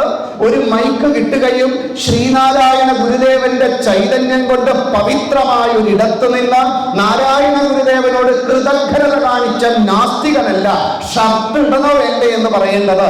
അത് പറയേണ്ടത് ഉപാസകന്മാരാ, തന്ത്രം പഠിച്ചവരാ, ഭാരതത്തിൽ ആചാര പരമ്പരയാണ്. ആ പരമ്പരയ്ക്ക് പകരമായി നാസ്തികൻ വന്ന് ഈ സനാതന ധർമ്മത്തിന്റെ ആചാരങ്ങളെ കുറിച്ച് പറയാൻ, ശാസ്ത്രബോധമില്ലാത്തവന് പറയാൻ അധികാരമില്ല. ഈ സത്യം നമ്മുടെ മനസ്സിൽ വേണം. ഏത് ആചരണത്തെയും പരിഷ്കരിക്കാനുള്ള, സ്വയമേവ പരിഷ്കരിക്കാനുള്ള ആന്തരികമായ കരുത്തുണ്ട് സനാതന ധർമ്മത്തിന്. അത് ഇനിയും പരിഷ്കരിക്കും, പല മാറ്റങ്ങളും ഉണ്ടാകും. അടിസ്ഥാനത്തിന് മാറ്റമില്ലാതെ പല പരിഷ്കരണങ്ങളും ഇനിയും ഉണ്ടാകും. അതുണ്ടാകണം. മുന്നോട്ട് പോകുന്ന സമൂഹത്തിന് അത്തരത്തിലുള്ള മാറ്റങ്ങൾ ആവശ്യവുമാണ്. പക്ഷേ അബദ്ധങ്ങളെ ഒരിക്കലും ആചാരമായി നമ്മൾ കരുതാറില്ല. അതുകൊണ്ട് അതിന് യോഗ്യരായവർ മാറ്റട്ടെ. എങ്ങനെ മാറ്റണം? ശാസ്ത്രബോധം വേണം. ശ്രീകൃഷ്ണൻ ചെയ്ത പ്രവൃത്തി ശാസ്ത്രബോധത്തിൽ അടിയുറച്ചു നിന്ന് സമൂഹത്തിന്റെ ഉള്ളിൽ ഒരു നേർക്കാഴ്ചയുണ്ടാക്കിയിട്ട് ശ്രീകൃഷ്ണൻ ഗോവർദ്ധന പൂജയെ കുറിച്ച് അവരുടെ മുന്നിൽ അവതരിപ്പിച്ചു. ഈ അവതരിപ്പിക്കുന്നത് നമ്മൾ ശ്രദ്ധിക്കണം. ശ്രീകൃഷ്ണൻ ചെയ്തത് പ്രായോഗിക ജീവിതത്തിലൂടെ തനിക്ക് അനുഭവപ്പെട്ട ഈ പ്രപഞ്ചത്തെയും പ്രകൃതിയെയും ചരാചരങ്ങളെയും കുറിച്ച് ശ്രീകൃഷ്ണൻ അവരുടെ മുന്നിൽ പറഞ്ഞു. അവരുടെ ഉള്ളിൽ ശാസ്ത്രബോധമുണ്ടാക്കി. ശാസ്ത്രബോധം ഒരു സമൂഹത്തിന്റെ ഉള്ളിൽ വന്നാൽ ആചാരങ്ങൾ സ്വയമേവ പരിഷ്കരിക്കപ്പെടും. അതിന് പ്രത്യേകമായ ഒരു കമ്മിറ്റിയോ പ്രസംഗമോ വേണ്ട. സ്വാഭാവികമായ പരിവർത്തനമാണ്. ആന്തരികമായ പരിവർത്തനം ശാസ്ത്രബോധം കൊണ്ടേ പറ്റൂ. ശ്രീകൃഷ്ണൻ അവരുടെ മുന്നിൽ പറഞ്ഞു, ഈ പരിസ്ഥിതിയും പ്രകൃതിയും മനുഷ്യ ജീവിതത്തിൽ എത്രത്തോളം ബന്ധപ്പെട്ട് കിടക്കുന്നുവെന്ന് ശ്രീകൃഷ്ണൻ കാര്യകാരണയുക്തം അവരെ പരിചയപ്പെടുത്തി.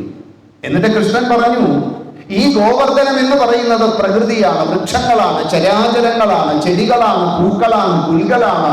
നമ്മൾ നിസാരമെന്ന് കരുതുന്ന ഒരു ചെറിയ ചെടി തരുന്ന പ്രാണവായു ശ്വസിച്ച് ജീവിക്കുമ്പോൾ അവയ്ക്ക് നിലനിൽപ്പില്ലെങ്കിൽ മനുഷ്യ കുലത്തിന് നിലനിൽപ്പില്ല. അതുകൊണ്ട് പ്രകൃതി പൂജനം എന്ന വൈദിക ആശയത്തിന്റെ ശാസ്ത്രബോധം കൊടുത്ത് ഒരു സമൂഹത്തെ പരിവർത്തനം ചെയ്തു കൃഷ്ണൻ. സമൂഹത്തിന്റെ സ്വീകാര്യത നാം മനസ്സിലാക്കണം. നന്ദഗോപൻ കൈയടിച്ചു, ഗ്രാമമുഖ്യന്മാർ കൈയുയർത്തി അതിനെ സപ്പോർട്ട് ചെയ്തു. ടീനേജ് പ്രായത്തിലുള്ള ഒരു കുഞ്ഞാണ് പറയുന്നതെന്ന് മനസ്സിലാക്കണം. സമൂഹം മുഴുവൻ കൈയടിച്ച് സമൂഹം ഒരു ആചാരത്തെ സ്വയം സ്വീകരിച്ചു, ഗോവർദ്ധനത്തെ പൂജിച്ചു. കാരണം കൃഷ്ണൻ അറിയാം, വൈദിക ആശയങ്ങളാണ് കൃഷ്ണൻ മുന്നോട്ട് വെച്ചത്. ഈ പ്രകൃതി സംരക്ഷിക്കപ്പെടണം. പ്രകൃതിയിലെ സർവ്വതും നമ്മുടെ കുടുംബമാണ്. അഥർവവേദ മന്ത്രം പോലെ അയം മാതാ പൃഥ്വി പുത്രോഹം പൃഥിവ്യ. ഞാൻ ഈ ഭൂമിയുടെ മകൻ, ഭൂമി എന്റെ അമ്മ. അപ്പോൾ എങ്ങനെ ഈ പ്രകൃതി വിരുദ്ധമായ ഒരു കാര്യം ചെയ്യാൻ പറ്റും? ഈ പ്രപഞ്ചത്തിന് വിരുദ്ധമായ ഒരു പ്രവൃത്തിയും ഞാൻ ചെയ്യില്ല. എന്തുകൊണ്ട് ചെയ്യില്ല?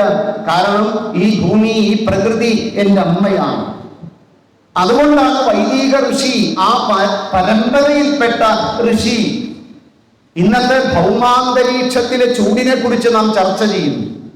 രണ്ട് കുട്ടികൾ തമ്മിൽ ശാസ്ത്രത്തെ കുറിച്ച് ചർച്ച ചെയ്താൽ, രണ്ട് ശാസ്ത്രജ്ഞന്മാർ തമ്മിൽ പരസ്പരം കണ്ടാൽ, രണ്ട് പാരിസ്ഥിതിക പ്രവർത്തകർ തമ്മിൽ ഒരുമിച്ച് കണ്ടാൽ, എന്തിന് രണ്ട് വീട്ടമ്മമാർ പോലും ഒരുമിച്ച് കണ്ടാൽ ഭൗമാന്തരീക്ഷത്തിലെ ഈ ചൂടിനെ കുറിച്ചും പരിസ്ഥിതിയിലുള്ള മാറ്റങ്ങളെ കുറിച്ചും ചർച്ച ചെയ്യുന്ന കാലമാണ്. ഈ പ്രകൃതിയുടെ ഈ ചൂട്, ഭൗമാന്തരീക്ഷത്തിലെ ഇന്നുള്ള ഈ വലിയ താപം, ഇതെങ്ങനെ നാം മാറ്റും? മാറ്റാൻ ശ്രീകൃഷ്ണൻ പറഞ്ഞ ഈ ഗോവർദ്ധന പൂജ മാത്രമാണ് നമ്മുടെ മുന്നിലുള്ള വഴി. കൃഷ്ണൻ പറഞ്ഞ വഴി ഈ പ്രകൃതി നമുക്ക് കുടുംബമാണ്. അതുകൊണ്ടാണ് ഈ പരമ്പരയിൽപ്പെട്ട ഋഷിയുടെ വാക്ക് ഭാരതത്തിന്റെ പ്രകൃതി സങ്കല്പം എന്താ? ആ വാക്കാണ് വൈരാഗ്യ ദശകത്തിലെ അവസാനത്തെ മന്ത്രമായി നമ്മുടെ മുന്നിൽ അവതരിപ്പിച്ചത്.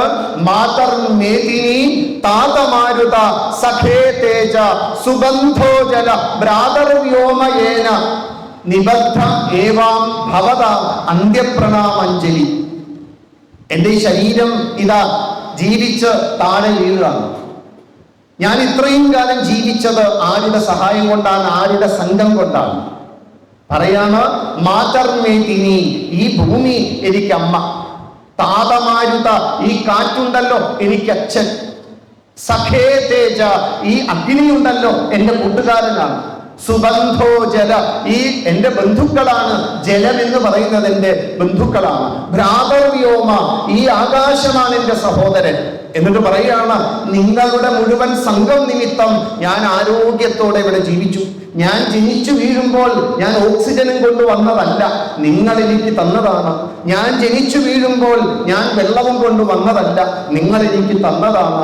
അതുകൊണ്ട് നിബദ്ധ ഏവാം ഭവതാം ഏവ ഭവതാം അന്ത്യപ്രണാമാഞ്ജലി.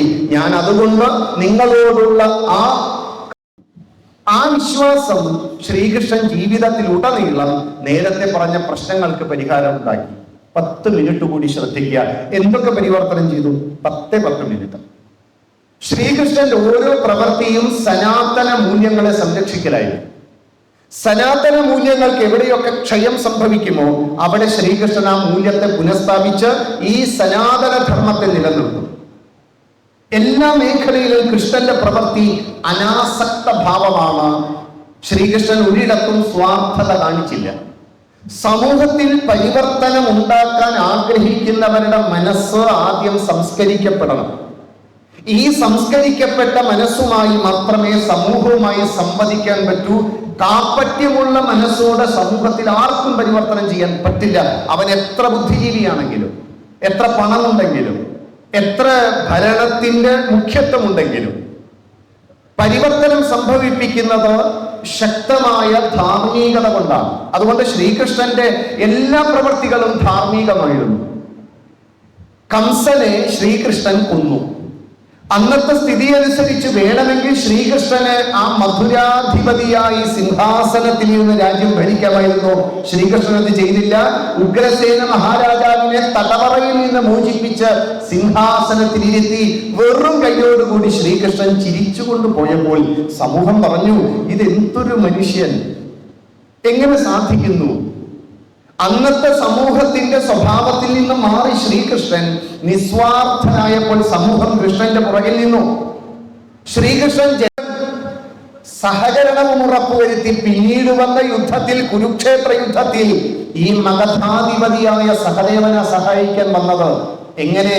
ശ്രീകൃഷ്ണന്റെ നിസ്വാർത്ഥമായ പ്രവൃത്തി കണ്ട് മഗധയിലെ ജനങ്ങൾ കൈയടിച്ചു. ശ്രീകൃഷ്ണൻ നരകാസുരനെ കൊന്നു. നരകാസുരനെ കൊന്നതിന് ശേഷം ശ്രീകൃഷ്ണൻ നരകാസുരന്റെ ആ പ്രാഗ്ജ്യോതിഷത്തിലെ രാജാവ് ആകാമായിരുന്നു. കൃഷ്ണൻ അത് ചെയ്തില്ല. മറിച്ച് ശ്രീകൃഷ്ണൻ അദ്ദേഹത്തിന്റെ അനന്തരാവകാശിയെ സിംഹാസനത്തിൽ ഇരുത്തി വെറും കൈയോടെ ഇറങ്ങിപ്പോന്നപ്പോൾ ശ്രീകൃഷ്ണന്റെ മുന്നിൽ സമൂഹം കൈയും കൂപ്പി നിന്നു. ദ്വാരക ആക്രമിച്ച ശാൽവനെ ശ്രീകൃഷ്ണൻ കൊന്നു. അതിനുശേഷം ആ ശാൽവന്റെ രാജ്യത്തിലെ ഉത്തരാധികാരിയെ ആ സിംഹാസനത്തിൽ ഇരുത്തി പൂപ്പുഞ്ചിരി പൊഴിച്ച് ഭഗവാൻ കൃഷ്ണൻ ഇറങ്ങി നടന്നപ്പോൾ അദ്ദേഹത്തിന്റെ ആ പ്രവൃത്തിയിൽ സമൂഹം ആ ധാർമ്മികതയെ കണ്ട് കൈയടിച്ചു. ശ്രീകൃഷ്ണൻ ശിശുപാലനെ കൊന്നു. ഛേദി രാജ്യത്തിലെ രാജാവായ ശിശുപാലനെ മറ്റ് രാജാക്കന്മാരുടെ മുന്നിൽ വെച്ച് വധിച്ചു കഴിഞ്ഞപ്പോൾ ശ്രീകൃഷ്ണന് വേണമെങ്കിൽ ഛേദി രാജ്യത്തിലെ രാജാവാകാമായിരുന്നു. ശ്രീകൃഷ്ണൻ ചെയ്തില്ല. ശിശുപാലപുത്രനായ ദൃഷ്ടകേതുവിനെ പിടിച്ച് സിംഹാസനത്തിൽ ഇരുത്തി ശ്രീകൃഷ്ണൻ മാറി നിന്നു. ചിന്തിക്കാൻ പറ്റുമോ നമുക്ക്? രാജസൂയ യാഗം നടത്താൻ പാണ്ഡവന്മാർ നിശ്ചയിച്ചപ്പോൾ യജമാനനാകാൻ തീരുമാനിച്ചത് കൃഷ്ണനെയാണ്. ശ്രീകൃഷ്ണൻ വിനയത്താൽ അതിനെ തിരസ്കരിച്ച് ആ യജ്ഞത്തിലേക്ക് വരുന്നവരെ മുഴുവൻ സ്വീകരിക്കാൻ ഗേറ്റിന്റെ കവാടത്തിന്റെ മുന്നിൽ നിന്ന് അവരുടെ മുഴുവൻ പാദപ്രക്ഷാളനം, അവരുടെ കാൽ കഴുകുക എന്ന പ്രവൃത്തി ചെയ്തത് കൃഷ്ണനായിരുന്നു. ശ്രീകൃഷ്ണന്റെ പ്രവൃത്തിയുടെ ധാർമ്മികത, അദ്ദേഹത്തിന് ഒന്നിനോടുമുള്ള ആ ആസക്തി, ഒന്നിനോടും ആസക്തിയില്ല, അനാസക്തനാണ് കൃഷ്ണൻ. പോരാ, ഒരു സമൂഹത്തെ നിലനിർത്തുന്നത് ചില സദാചാര മൂല്യങ്ങളാണ്. ഈ മൂല്യങ്ങൾ നിലനിന്നില്ലെങ്കിൽ സമൂഹം തകർന്നു തരിപ്പണമാവും. അതുകൊണ്ട് സനാതന മൂല്യങ്ങളെ സംരക്ഷിക്കാൻ ശ്രീകൃഷ്ണൻ തന്റെ പെരുമാറ്റം നല്ലപോലെ ശ്രദ്ധിച്ചിരുന്നു. മുതിർന്നവരെ ബഹുമാനിക്കുക, ഇത് സനാതന ധർമ്മത്തിന്റെ ഒരു മൂല്യമാണ്. അത് അമ്മയിൽ നിന്ന്, അച്ഛനിൽ നിന്ന് അറിയാതെ കുഞ്ഞുങ്ങളിലേക്ക് വരണം. അത് വരുത്തുവാൻ നമ്മുടെ കൈമുതലായുള്ളത് കൃഷ്ണനും രാമനും ഒക്കെയാണ്. അവരുടെ കഥകൾ പറഞ്ഞ് കുട്ടികളുടെ മനസ്സിൽ ഈ ഒരു മൂല്യങ്ങളെ പുനഃസ്ഥാപിക്കാം. ശ്രീകൃഷ്ണന്റെ ജീവിതം നോക്കൂ. ശ്രീകൃഷ്ണൻ എപ്പോഴൊക്കെയാണോ കുന്തി മാതാവിനെ കാണുന്നത് അപ്പോൾ ആ പാദം തൊട്ട് വന്ദിക്കും, ചിലപ്പോൾ സാഷ്ടാംഗവും വന്ദിക്കും. ശ്രീകൃഷ്ണൻ എപ്പോഴാണ് ഗാന്ധാരിയെയും ധൃതരാഷ്ട്രയെയും കാണുന്നത്, ആ സമയത്ത് ശ്രീകൃഷ്ണൻ രണ്ടുപേരുടെയും പാദം വന്ദിക്കും. ശ്രീകൃഷ്ണൻ എപ്പോഴാണോ അച്ഛനെയും അമ്മയെയും എപ്പോൾ കണ്ടുവോ ആ സമയത്ത് സാഷ്ടാംഗം വീഴുമായിരുന്നു. ശ്രീകൃഷ്ണൻ എപ്പോഴാണോ വിദുരരെയും വ്യാസനെയും മറ്റ് മഹർഷീശ്വരന്മാരെയും കാണുന്നത് ആ സമയത്ത് ശ്രീകൃഷ്ണൻ സാഷ്ടാംഗം വന്ദിക്കുമായിരുന്നു. ശരതൽപ്പത്തിൽ കിടക്കുന്ന ഭീഷ്മപിതാമഹനെ കാണാൻ പോയ സമയത്ത് ഭീഷ്മരുടെ മുന്നിൽ സാഷ്ടാംഗം വീണ് ശ്രീകൃഷ്ണൻ വന്ദിച്ചിരുന്നു. തന്നെക്കാളും മുതിർന്ന യുധിഷ്ഠിരനെയും ഭീമനെയും കാണുമ്പോൾ പാദം തൊട്ട് വന്ദിച്ചിരുന്നു. തന്റെ അതേ പ്രായക്കാരനായ അർജുനനെ കാണുമ്പോൾ ആലിംഗനം ചെയ്തിരുന്നു. തന്നെക്കാളും പ്രായക്കുറവുള്ള നകുല സഹദേവന്മാരെ കാണുമ്പോൾ പിടിച്ച് മടിയിലിരുത്തി മൂർധാവിൽ ചുംബിക്കുമായിരുന്നു.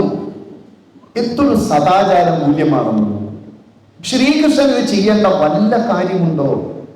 പക്ഷെ ഒരു സമൂഹത്തിൽ ജീവിക്കുമ്പോൾ സമൂഹത്തെ കെട്ടുറപ്പുള്ളതാക്കി നിലനിർത്തുന്ന, നമ്മുടെ ഈ സനാതന ധർമ്മത്തെ നിലനിർത്തുന്ന ചില മര്യാദകൾ സർവരും ജീവിതത്തിൽ പാലിക്കണം.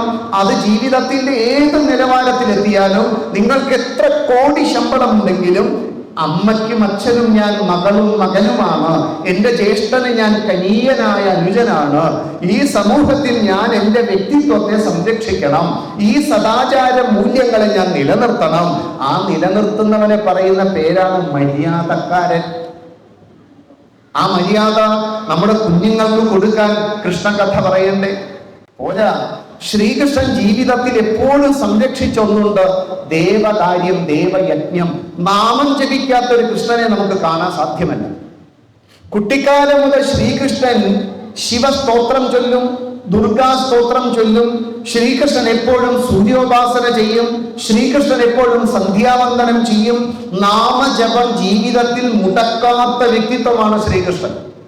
വ്യാസൻ മത്സരിക്കുന്നുണ്ട് ശ്രീകൃഷ്ണന്റെ ആ സൂര്യോപാസനയെ, സന്ധ്യാവന്ദനത്തെ, നാമജപത്തെ കുറിച്ച് പറയാൻ. ദൂതിന് പോകുന്ന സമയത്ത് ശ്രീകൃഷ്ണൻ മൃഗസ്ഥലത്ത് താമസിച്ച് പിറ്റേന്ന് രാവിലെ എഴുന്നേറ്റ് സൂര്യോപാസനയും അഗ്നിക്രിയകളും ഒക്കെ ചെയ്യുന്ന കൃഷ്ണനെ വ്യാസൻ വർണ്ണിക്കുന്നുണ്ട്. ശരതൽപ്പത്തിൽ കിടക്കുന്ന ഭീഷ്മരെ കാണിക്കാം, സംസാരിപ്പിക്കാം എന്ന് പറഞ്ഞ് പാണ്ഡവന്മാരെ കൊണ്ടുപോകാൻ വേണ്ടിയിട്ട് ശ്രീകൃഷ്ണൻ പോകുന്ന അന്ന് കൃഷ്ണൻ നാമം ജപിക്കുന്നത് കണ്ടുകൊണ്ട് യുധിഷ്ഠിരൻ വരുന്ന രംഗമുണ്ട്. ശ്രീകൃഷ്ണന് നാമം ജപിക്കേണ്ട വല്ല കാര്യവും. എന്നിട്ടും എന്തേ ചെയ്തേ? നമുക്കിത്തിരി പത്രാസും കുറച്ച് പണവും 4 വാഹനങ്ങളും കുറച്ച് പ്രൊഫഷണൽ ഡിഗ്രികളും വന്ന ഭഗവാൻ വേണമെങ്കിൽ എൻ്റെ അടുത്തേക്ക് വരട്ടെ എന്നുള്ള ഒരു കാപ്പറ്റ്യം, പൊങ്ങച്ചം നമ്മുടെ ജീവിതത്തിൽ എങ്ങനെയോ വന്നു ചേർന്നു. ശ്രീകൃഷ്ണൻ എന്തുകൊണ്ട് ഇത് ചെയ്തു? ഭഗവത്ഗീത എന്ന് പറയുന്ന 700 ശ്ലോകങ്ങളും 2800 വരികളുമുള്ള ഒരു ഗ്രന്ഥം ജനിക്കുന്നതിന് മുൻപ്, ജനിച്ചതിന് ശേഷവും തന്റെ ജീവിതത്തിലൂടെ ഭഗവത്ഗീതയ്ക്ക് വ്യാഖ്യാനം എഴുതിയ വ്യക്തിത്വമാണ് ശ്രീകൃഷ്ണൻ. ഭഗവത്ഗീതയുടെ ഏറ്റവും നല്ല വ്യാഖ്യാനം ശ്രീകൃഷ്ണന്റെ ജീവിതമാണ്. ഭഗവത്ഗീതയിലൂടെ കൃഷ്ണൻ എന്തു പറയാൻ ആഗ്രഹിച്ചുവോ ആ കാര്യങ്ങളെല്ലാം ജീവിതത്തിലൂടെ ചെയ്ത് കാണിച്ചു. ശ്രീകൃഷ്ണൻ സാഖ്യനെ കുറിച്ച് പറഞ്ഞു, കൃഷ്ണൻ സാഖ്യ ദർശനം ജീവിതത്തിൽ കാണിച്ചു. ആരാണ് സാഖ്യൻ എന്ന്. ശ്രീകൃഷ്ണൻ സ്ഥിതപ്രജ്ഞനെ കുറിച്ച് പറഞ്ഞു. ശ്രീകൃഷ്ണൻ ജീവിതത്തിൽ സ്ഥിതപ്രജ്ഞത്വം എന്താണ് എന്ന് നല്ല പോലെ കാണിച്ചു കൊടുത്തു. ശ്രീകൃഷ്ണൻ ഭക്തനെ കുറിച്ച് പറഞ്ഞു. ശ്രീകൃഷ്ണൻ കർമ്മയോഗത്തെ കുറിച്ച് പറഞ്ഞു. കർമ്മം കുശലതയോടെ ചെയ്യുവാൻ ആ കർമ്മയോഗത്തെ ശ്രീകൃഷ്ണൻ ജീവിതത്തിൽ കാണിച്ചു കൊടുത്തു. ശ്രീകൃഷ്ണൻ അനാസക്തനെ കുറിച്ച് പറഞ്ഞു. കൃഷ്ണൻ ജീവിതത്തിന് അനാസക്തം എന്താണെന്ന് കാണിച്ചു കൊടുത്തു. ശ്രീകൃഷ്ണൻ തിതിക്ഷയെ കുറിച്ച് പറഞ്ഞു. സുഖ സാഹചര്യത്തിലും ദുഃഖ സാഹചര്യത്തിലും എങ്ങനെ ജീവിതത്തെ കൊണ്ടുപോകണമെന്ന് പറഞ്ഞു കൊടുത്തു. അത് ജീവിതത്തിൽ കാണിച്ചു കൊടുത്തു. നോക്കൂ, എന്ത് പറഞ്ഞുവോ അത് ചെയ്യുക, അത് സമൂഹത്തിന്റെ മുന്നിൽ മാതൃകയാകുക എന്നതാണ് കൃഷ്ണന്റെ വ്യാഖ്യാനം. അതുകൊണ്ട് കൃഷ്ണൻ ഭഗവത്ഗീതയിൽ പറഞ്ഞു വെച്ചത് യദ്യഥാ ചരതി ശ്രേഷ്ഠഃ തത്തദേവേതരോചന സയത് പ്രമാണം കുരുതേ ലോകസ്തനുവർത്തതേ. ലോകത്തിലുള്ളവർ അത് അനുവർത്തിക്കും. ഏത്? ശ്രേഷ്ഠ പുരുഷന്മാർ ജീവിതത്തിൽ ചെയ്യുന്ന മൂല്യങ്ങൾ, പ്രവൃത്തികൾ എല്ലാവരും അനുകരിക്കും ശ്രേഷ്ഠന്മാരുടെ വാക്കുകളെ. യദ്യത് ആചരതി ശ്രേഷ്ഠ, ശ്രേഷ്ഠന്മാർ യാതൊന്ന് ആചരിക്കുന്നുവോ സയത് പ്രമാണം. ഇതാണ് സമൂഹത്തിന് പ്രമാണം. ആരാ ശ്രേഷ്ഠന്മാർ? അമ്മ, അച്ഛൻ. നമ്മൾ പറയുന്ന വാക്കുകൾ, നമ്മൾ കഴിക്കുന്ന ഭക്ഷണം, നമ്മുടെ ബോഡി ലാംഗ്വേജ്, നമ്മളുടെ പെരുമാറ്റം, നമ്മളുടെ വ്യവഹാരം, സമൂഹത്തിലും വീട്ടിലുമുള്ള നമ്മുടെ നിലനിൽപ്പ്, ഇതെല്ലാം കുട്ടികൾ അനുകരിക്കും എന്നുള്ളത് കൊണ്ട് ആ ശ്രേഷ്ഠ പുരുഷന്മാരായ അച്ഛനമ്മമാർ ജീവിതത്തിൽ ഇത്തരം ആചരണങ്ങളെ സംരക്ഷിക്കണം. ദേവകാര്യം മുടക്കരുത്. ശ്രീകൃഷ്ണൻ മുടക്കിയിട്ടില്ല, ശ്രീരാമൻ മുടക്കിയിട്ടില്ല. ഇവരെല്ലാവരും ജീവിതത്തിൽ നാമജപം, എന്ത് തിരക്കുണ്ടെങ്കിലും കാട്ടിൽ അലഞ്ഞു തിരിഞ്ഞ് നടന്ന 14 വർഷവും ശ്രീരാമൻ സന്ധ്യാവന്ദനം, 2 സന്ധ്യകളിലുമുള്ള വന്ദനം മുടക്കിയിട്ടില്ല. ലക്ഷ്മണനോട് പറയുന്ന രംഗങ്ങളുണ്ട്. നിശാദേവത വന്നണഞ്ഞു, പകലോൻ പോയി മറഞ്ഞു. ലക്ഷ്മണ, നമുക്ക് സന്ധ്യാവന്ദനങ്ങൾ ചെയ്യല്ലേ. പകലോൻ എന്ന ആ വിവസ്വാൻ സൂര്യഭഗവാൻ പോയി, സന്ധ്യാദേവി നിശാദേവത വന്നണഞ്ഞു, നമുക്ക് നാമം ജപിക്കുകയല്ലേ. എന്താ രാമൻ പഠിപ്പിക്കുന്നേ? എന്താ കൃഷ്ണൻ പഠിപ്പിക്കുന്നേ? ദേവബലം മനുഷ്യബലത്തെക്കാൾ വലുതാണ്. മനുഷ്യബലത്തെക്കാൾ വലുതാണ് ദേവബലം. മനുഷ്യന് എത്രത്തോളം കരുത്തുണ്ട്, സ്ഥാനമാനമുണ്ട്, സമ്പത്തുണ്ട്, എന്തുണ്ടെങ്കിലും അത് അനുഭവിക്കണമെങ്കിൽ ഒരു ദേവബലം കൂടെ വേണം. ആ ദേവന് നിങ്ങൾ എന്ത് പേരിട്ടോളൂ, എക്സ് എന്നോ വൈ എന്നോ പേരിട്ടോളൂ, പ്രശ്നമില്ല.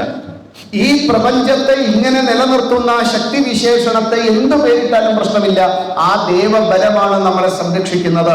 പഠിക്കാനിരുന്ന ഒരു കുഞ്ഞ് പഠിച്ച ആ ചോദ്യങ്ങളുടെ ഉത്തരം ക്വസ്റ്റ്യൻ പേപ്പർ കാണുന്ന മാത്രയിൽ ആ കുഞ്ഞിന്റെ മനസ്സിൽ അത് വരണമെങ്കിൽ ദൈവബലം, ദൈവത്തിന് അനുഗ്രഹം വേണം. നിങ്ങൾ ഏത് ബിസിനസ് നടത്തിക്കൊള്ളൂ, ആ ബിസിനസ്സിൽ നിങ്ങൾ വിജയിക്കണമെങ്കിൽ ദൈവബലം കൂടെ വേണം. അതുകൊണ്ട് ജീവിതത്തിൽ ഒരിക്കലും നാമജപത്തെ മുടക്കരുതേ എന്ന് പറഞ്ഞത് ശ്രീകൃഷ്ണനാണ്. പറയുക മാത്രമല്ല, അർജുനനെ പറഞ്ഞു പഠിപ്പിച്ചിട്ട് പറഞ്ഞു, അധിഷ്ഠാനം തഥാകർത്ത കരണം ച പൃഥക് വിധം വിവിധാശ്ച പൃഥക് ചേഷ്ട ദൈവം ചൈവാത്ര പഞ്ചമം. അർജുന, അധിഷ്ഠാനം, കർത്ത, അതിനുള്ള മുഴുവൻ സാമഗ്രികളും നിന്റെ കൂടെ ഉണ്ടാകാം. കരണങ്ങൾ ഉണ്ടാകാം, നിനക്ക് അതിനു വേണ്ടിയിട്ടുള്ള സർവ്വ നിൽപ്പുതറകളും ഉണ്ടാകാം. പക്ഷെ നീ ആ ബിസിനസ്സിൽ വിജയിക്കണോ? വേണമെങ്കിൽ ദൈവം ചൈവാത്ര പഞ്ചമം. ഈ പരീക്ഷയിൽ വിജയിക്കണമോ? ദൈവബലം കൂടെ വേണം. അതുകൊണ്ട് നാമം ജപിക്കൂ. കുരുക്ഷേത്ര യുദ്ധം തുടങ്ങാൻ പോകുന്ന സമയത്ത് അർജുനനോട് കൃഷ്ണൻ പറഞ്ഞു, അർജുന, ഈ യുദ്ധത്തിൽ നിനക്ക് വിജയിക്കണമോ? വിജയിക്കണം എങ്കിലൊരു കാര്യം ചെയ്യൂ അർജുന, നീ ദുർഗാശതി ഉദീരണം ചെയ്യൂ.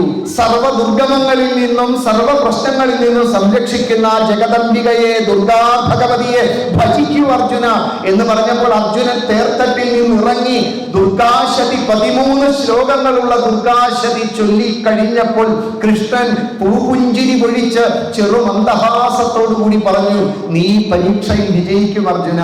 എന്തുകൊണ്ട്? ദൈവബലമുണ്ട് നിന്റെ കൂടെ. ശ്രീകൃഷ്ണൻ ജയദ്രഥനെ ഞാൻ കൊല്ലുമെന്ന ആ വാക്ക് കേട്ടു. നാളെ സൂര്യൻ അസ്തമിക്കുന്നതിന് മുൻപ് ജയദ്രഥനെ ഞാൻ കൊല്ലും, എന്റെ മകനായ അഭിമന്യുവിനെ ചതിച്ചു കൊന്ന ആ ക്രൂരനെ ഞാൻ വധിക്കുമെന്ന് പ്രതിജ്ഞ ചെയ്തു.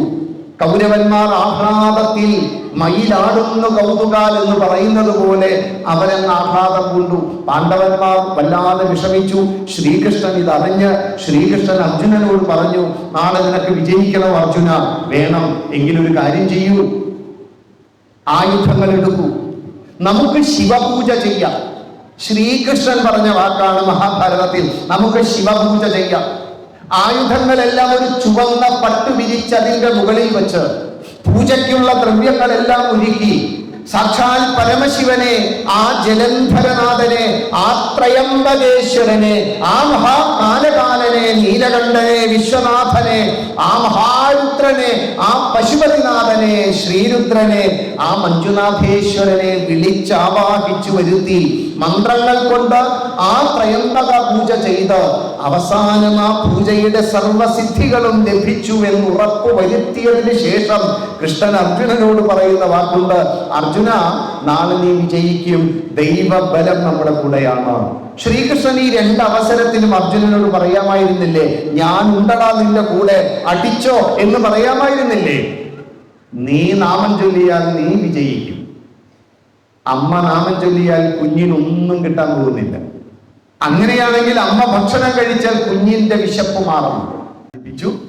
ശ്രീകൃഷ്ണന്റെ ഈ ബഹുമുഖങ്ങളായ കർമ്മങ്ങളെ നമ്മൾ വേണ്ട വിധത്തിൽ മഹാഭാരതത്തിന്റെ സഹായത്തോടെ, ഭാഗവതത്തിന്റെ സഹായത്തോടെ, ബ്രഹ്മവൈവർത്തകം എന്ന ഗ്രന്ഥത്തിന്റെ സഹായത്തോടെ, ഹരിവംശത്തിന്റെ ഒരു അകമ്പടിയോടുകൂടി നമ്മൾ ശ്രീകൃഷ്ണനെ ഈ 4 ഗ്രന്ഥങ്ങളിലൂടെ പഠിക്കണം.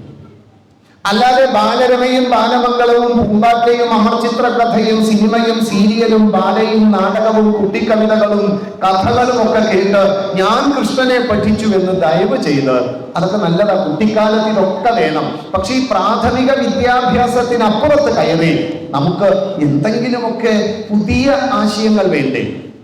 ഒരു 10ാം ക്ലാസ് പാസ്സാവണ്ടേ? ഒരു +2 കഴിയണ്ടേ? ഒരു ബിരുദം വേണ്ടേ? അതിനൊരു ഡിഗ്രി വേണ്ടേ? അതിനൊരു ട്രെയിനിങ് വേണ്ടേ? അതിന് ശ്രീകൃഷ്ണനെ നല്ലപോലെ നാം പഠിക്കുക. 100 വയസ്സ് വരെ ജീവിച്ചിരുന്ന മഹാനുഭാവൻ 100ാമത്തെ വയസ്സിൽ തന്റെ ദേഹത്യാഗം ചെയ്ത് ഈ ലോകത്ത് നിന്ന് മാറുന്നത് വരെ ചെയ്ത അവതാര ലീലകളെല്ലാം അത്ഭുതകരമാണ്, പ്രേരണാദായകമാണ്. അതുകൊണ്ടാണ് കവി വചനം പറയുന്നത് പോലെ, കൽത്തുറുങ്കിലകത്തമ്മ കണി കണ്ട ദിനം മുതൽ കാട്ടാളനെയ്ത കണയാൽ കാട്ടാർ വിണ്ട ദിനം വരെ കണ്ണൻ കപടഗോപാലൻ കൈവല്യാമുഖനാഥനൻ ചെയ്ത കാര്യങ്ങൾ സകലതും ജഗന്മോഹന മോഹനം എന്ന് പറഞ്ഞത്. അതുകൊണ്ടാണ് ആ ജഗന്മോഹനമായ പ്രവൃത്തികളാണ് കൽത്തുറുങ്കിലകത്ത് ജനിച്ച കാലം മുതൽ 100ാം വയസ്സിൽ തന്റെ ശരീരത്തിൽ നിന്ന് പ്രാണനെ ത്യജിച്ച് സമാധിസ്ഥനാകുന്നത് വരെ ആ യോഗ മോഹന ഭാവങ്ങളുള്ള ആ ജഗത് പുരുഷൻ, അവ്യയ പരമാത്മരൂപമായിട്ടുള്ള ആ യോഗാരൂഢൻ, ആ സാക്ഷാൽ ജഗത് പ്രഭുവായ ഗുരുവര്യൻ നമ്മുടെ മുന്നിൽ കാണിച്ചു തന്ന മാർഗങ്ങളെ നാം മനസ്സിലാക്കുക. അല്ലാതെ വേടന്റെ അമ്പേറ്റ് കൃഷ്ണൻ മരിച്ചു എന്ന് ദയവ് ചെയ്ത് പറയരുത്. ദയവ് ചെയ്ത് മഹാഭാരതത്തിലെ ശ്രീകൃഷ്ണന്റെ സമാധി വായിച്ചെടുക്കണം. ജര എന്നത് ശരീരം, ജരാനരകളേറ്റ് വാർദ്ധക്യം സർവർക്കും വരും, കൃഷ്ണനും വന്നു. ശ്രീകൃഷ്ണൻ അനാസക്തനാണെന്ന് തെളിയിക്കുന്ന ഭാഗം നാം അവസാനത്തിൽ, ശ്രീകൃഷ്ണൻ തന്റെ കർമ്മ പരിപാടികളൊക്കെ അവസാനിപ്പിച്ചു. കൊല്ലേണ്ടവരെ കൊന്ന്, നിലനിർത്തേണ്ടവരെ നിലനിർത്തി, യാത്ര ചെയ്ത് പ്രഭാസ തീർത്ഥത്തിൽ പോയിരിക്കുന്ന തന്റെ ജ്യേഷ്ഠനായ ബലരാമനെയും കണ്ട് ബലരാമനോട് കാര്യങ്ങൾ പറഞ്ഞു. യാദവകുലം കുടിച്ചു കൂത്താടി നശിച്ചു. നശിക്കാത്ത ചിലതിനെ ഞാനും നശിപ്പിച്ചു. നശിപ്പിച്ചതിന്റെ കാരണം കാവി വസ്ത്രത്തെ അവഹേളിച്ചത് കൊണ്ടാണ് കേട്ടോ. ആരെ കൊന്നു എന്നൊക്കെ വായിച്ചു പഠിക്കുക. യജ്ഞ സംസ്കൃതിയെ, കാവി വസ്ത്രധാരികളെ അവഹേളിക്കുവാൻ വേണ്ടി മകനായ സാമ്പൻ തുനിഞ്ഞപ്പോൾ വിശ്വാമിത്രനെയും അതുപോലെയുള്ള സന്യാസി വര്യന്മാരെ കളിയാക്കാൻ പെൺവേഷം കെട്ടി അവരുടെ മുന്നിൽ നിറഞ്ഞാടിയപ്പോൾ കാവി വസ്ത്രത്തെ അവഹേളിക്കുന്നവൻ സ്വന്തം പുത്രനാണെങ്കിൽ പോലും വധിക്കാൻ ഒരു മടിയുമില്ലായിരുന്നു കൃഷ്ണന്. കാവി വസ്ത്രം ഈ ഭാരതത്തിന്റെ മണ്ണിന്റെ നിറമാണ്. അത് ഈ മണ്ണാണ്, സനാതന സംസ്കൃതിയാണ്. അതിനെ ആരാണോ ചോദ്യം ചെയ്യുന്നത് അവനെ കൊല്ലാൻ കൃഷ്ണൻ ഒരു മടിയുമില്ല. അതുകൊണ്ടാണ് ഘടോത്കജനെ കർണൻ കൊന്നു എന്ന് കേട്ടപ്പോൾ പാണ്ഡവന്മാരെല്ലാം കരഞ്ഞൊട്ടി താഴെ ഇരുന്നപ്പോൾ കൃഷ്ണൻ പൂപുഞ്ചിരി പൊഴിച്ച് സന്തോഷം പ്രകടിപ്പിച്ചു. ഇതിനെക്കുറിച്ച് കൃഷ്ണൻ പറയുന്നുണ്ട്. ആ ഘടോത്കജനില്ലേ, ഭീമന്റെ പുത്രനാണെങ്കിലും അവന്റെ അസുരഭാവം കൊണ്ട് യജ്ഞങ്ങളും യാഗങ്ങളും അവൻ നിരവധിയാ മുടക്കിയിട്ടുള്ളത്. സന്യാസി വര്യന്മാർ അവൻ കൊന്നൊടുക്കിയിട്ടുണ്ട്. കർണൻ കൊന്നില്ലായിരുന്നുവെങ്കിൽ ഞാൻ കൊല്ലുമായിരുന്നു അവനെ. കാഷായ വസ്ത്രത്തെ ആരെങ്കിലും ചോദ്യം ചെയ്താൽ ശ്രീകൃഷ്ണൻ അവരെ ഭൂമുഖത്ത് വെച്ചിരുന്നില്ല. കാഷായ വസ്ത്രം ഈ ഭാരതത്തിന്റെ സനാതന സംസ്കൃതിയുടെ നിലനിൽപ്പിന്റെ ആത്മാവാണ്. ആ കാഷായത്തെ സംരക്ഷിക്കണം, സനാതന ധർമ്മത്തെ സംരക്ഷിക്കണം. അതെല്ലാം ചെയ്ത് ജ്യേഷ്ഠനോട് കാര്യം പറഞ്ഞ് സാക്ഷാൽ ബലരാമൻ ജീവിതം ആ യോഗ സാധന കൊണ്ട്, സമാധി കൊണ്ട് അദ്ദേഹം യാത്രയായപ്പോൾ സ്വന്തം ശരീരം നിരന്ന് കിടക്കുന്ന നിരപ്പിൽ നിവർന്ന് കിടന്നു. ഈ സമയത്താണ് ഒരു വേടൻ ശ്രീകൃഷ്ണന്റെ പെരുവിരലിലേക്ക് ഒരു അസ്ത്രം എയ്തു. ആ അസ്ത്രം കാണിൽ തുളഞ്ഞു കയറി. താൻ അസ്ത്രമെയ്തത് ശ്രീകൃഷ്ണനെയാണെന്നറിഞ്ഞ ആ വേടൻ വാവിട്ട് കരഞ്ഞു. ശ്രീകൃഷ്ണൻ പറഞ്ഞു, ഒരു കുഴപ്പമില്ല, പൊക്കോളൂ. കേവലം ഒരു അസ്ത്രം ശരീരത്തിൽ കൊണ്ടാൽ മരണപ്പെടില്ല കൃഷ്ണൻ. അങ്ങനെയായിരുന്നെങ്കിൽ 45 ലക്ഷം പേരുടെ മരണത്തിന് ഉത്തരവാദിയായ കുരുക്ഷേത്ര യുദ്ധത്തിൽ ആ സാരഥിയുടെ നെഞ്ചിലേക്കും ശരീരത്തിൽ അവയവങ്ങളിലേക്കും എത്ര അസ്ത്രങ്ങളാണ് വന്ന് തറച്ചത്. ശ്രീകൃഷ്ണൻ മരണപ്പെട്ടോ? എത്രയെത്ര അസ്ത്രങ്ങളെ ശരീരത്തിനോട് ചേർത്ത് പിടിച്ച ശ്രീകൃഷ്ണന് ഒരു അസ്ത്രമേറ്റാൽ മരണപ്പെടുന്നവനാണോ? അസ്ത്രമേറ്റു. ആ വേടന്റെ പേര് ജര എന്നാണെങ്കിൽ ആ ജരയെ നമ്മൾ ഒന്നുകൂടി വായിക്കണം. 100 വയസ്സ് പൂർത്തീകരിച്ച് വേടനേറ്റ ആ അമ്പ് വലിച്ചൂരിക്കളഞ്ഞ് ശ്രീകൃഷ്ണൻ മലർന്നു കിടന്ന് യോഗ സാധന കൊണ്ട് ആ ജരബാധിച്ച ശരീരത്തെ തന്റെ കർമ്മങ്ങളെല്ലാം അവസാനിപ്പിച്ച് യോഗ സാധന കൊണ്ട് തന്റെ പ്രാണനെ മാറ്റി ഈ ജലബാധിച്ച ശരീരത്തെ ഉപേക്ഷിച്ച യോഗ സാധനയുടെ പരമകാഷ്ഠയിലെത്തിയ ആ യോഗീവര്യന് സ്വന്തം ശരീരം ഉപേക്ഷിച്ച് ശ്രീകൃഷ്ണൻ ഈ ലോകത്ത് നിന്ന് തന്റെ കർമ്മങ്ങൾ അവസാനിപ്പിച്ച് യാത്രയായി. വേടന്റെ അമ്പേറ്റു മരിച്ചവനല്ല, യോഗ സാധന കൊണ്ട് ശരീരത്തെ ത്യജിച്ച ശ്രീകൃഷ്ണൻ. ശ്രീരാമചന്ദ്രൻ സരയൂ നദിയിൽ മുങ്ങി മരിച്ചവനല്ല, യോഗ സാധന കൊണ്ട് തന്റെ ശരീരത്തെ ഉപേക്ഷിച്ച ആ യോഗി വര്യൻ, ആ ഋഷിമണ്ഡലത്തിലെ പ്രധാനിയായ ശ്രീരാമചന്ദ്രൻ. ഋഷിഭിസ്തുല്യം എന്ന് രാമൻ പറയുന്നുണ്ട്. വിമലം ധർമ്മമാസ്ഥിതം, വിമലമായ ധർമ്മത്തെ ചെയ്യുവാൻ വേണ്ടി ഋഷിയായി വന്നവനാ ഞാൻ. ആ ഋഷിയാണ് തന്റെ ശരീരത്തെ ത്യജിച്ചത്. ഇതാ കൃഷ്ണനും ചെയ്തത്. അല്ലാതെ വേടന്റെ അമ്പേറ്റ് ഒരു അമ്പ് കൊണ്ട് മരിച്ചവനൊന്നുമല്ല നമ്മുടെ കൃഷ്ണൻ. ആ കൃഷ്ണനെ വേണ്ട വിധത്തിൽ മക്കളോട് പറഞ്ഞ് പഠിപ്പിച്ച് ശ്രീകൃഷ്ണൻ നമ്മുടെ ജീവിതത്തിലൂടെ നമ്മുടെ പ്രേരണാ സ്രോതസ്സും ആദർശ വ്യക്തിത്വവുമാണ് എന്ന് മക്കളോട് മഹാഭാരതം പഠിച്ച്, ശേഷം ഭാഗവതം പഠിച്ച്, ശേഷം ഹരിവംശം പഠിച്ച്, ശേഷം ബ്രഹ്മവൈവർത്തകം പഠിച്ച് നമുക്ക് വേണ്ട വിധത്തിൽ കുട്ടികളെ പഠിപ്പിക്കാനും സ്വയം മനസ്സിലാക്കാനും ആ കൃഷ്ണനെ ജീവിതത്തിലേക്ക് സ്വീകരിക്കാനും സാധിക്കട്ടെ എന്ന് മാത്രം പ്രാർത്ഥിച്ച് വാക്കുകൾ ഉപസംഹരിക്കുന്നു. എല്ലാവർക്കും നന്ദി, നമസ്കാരം.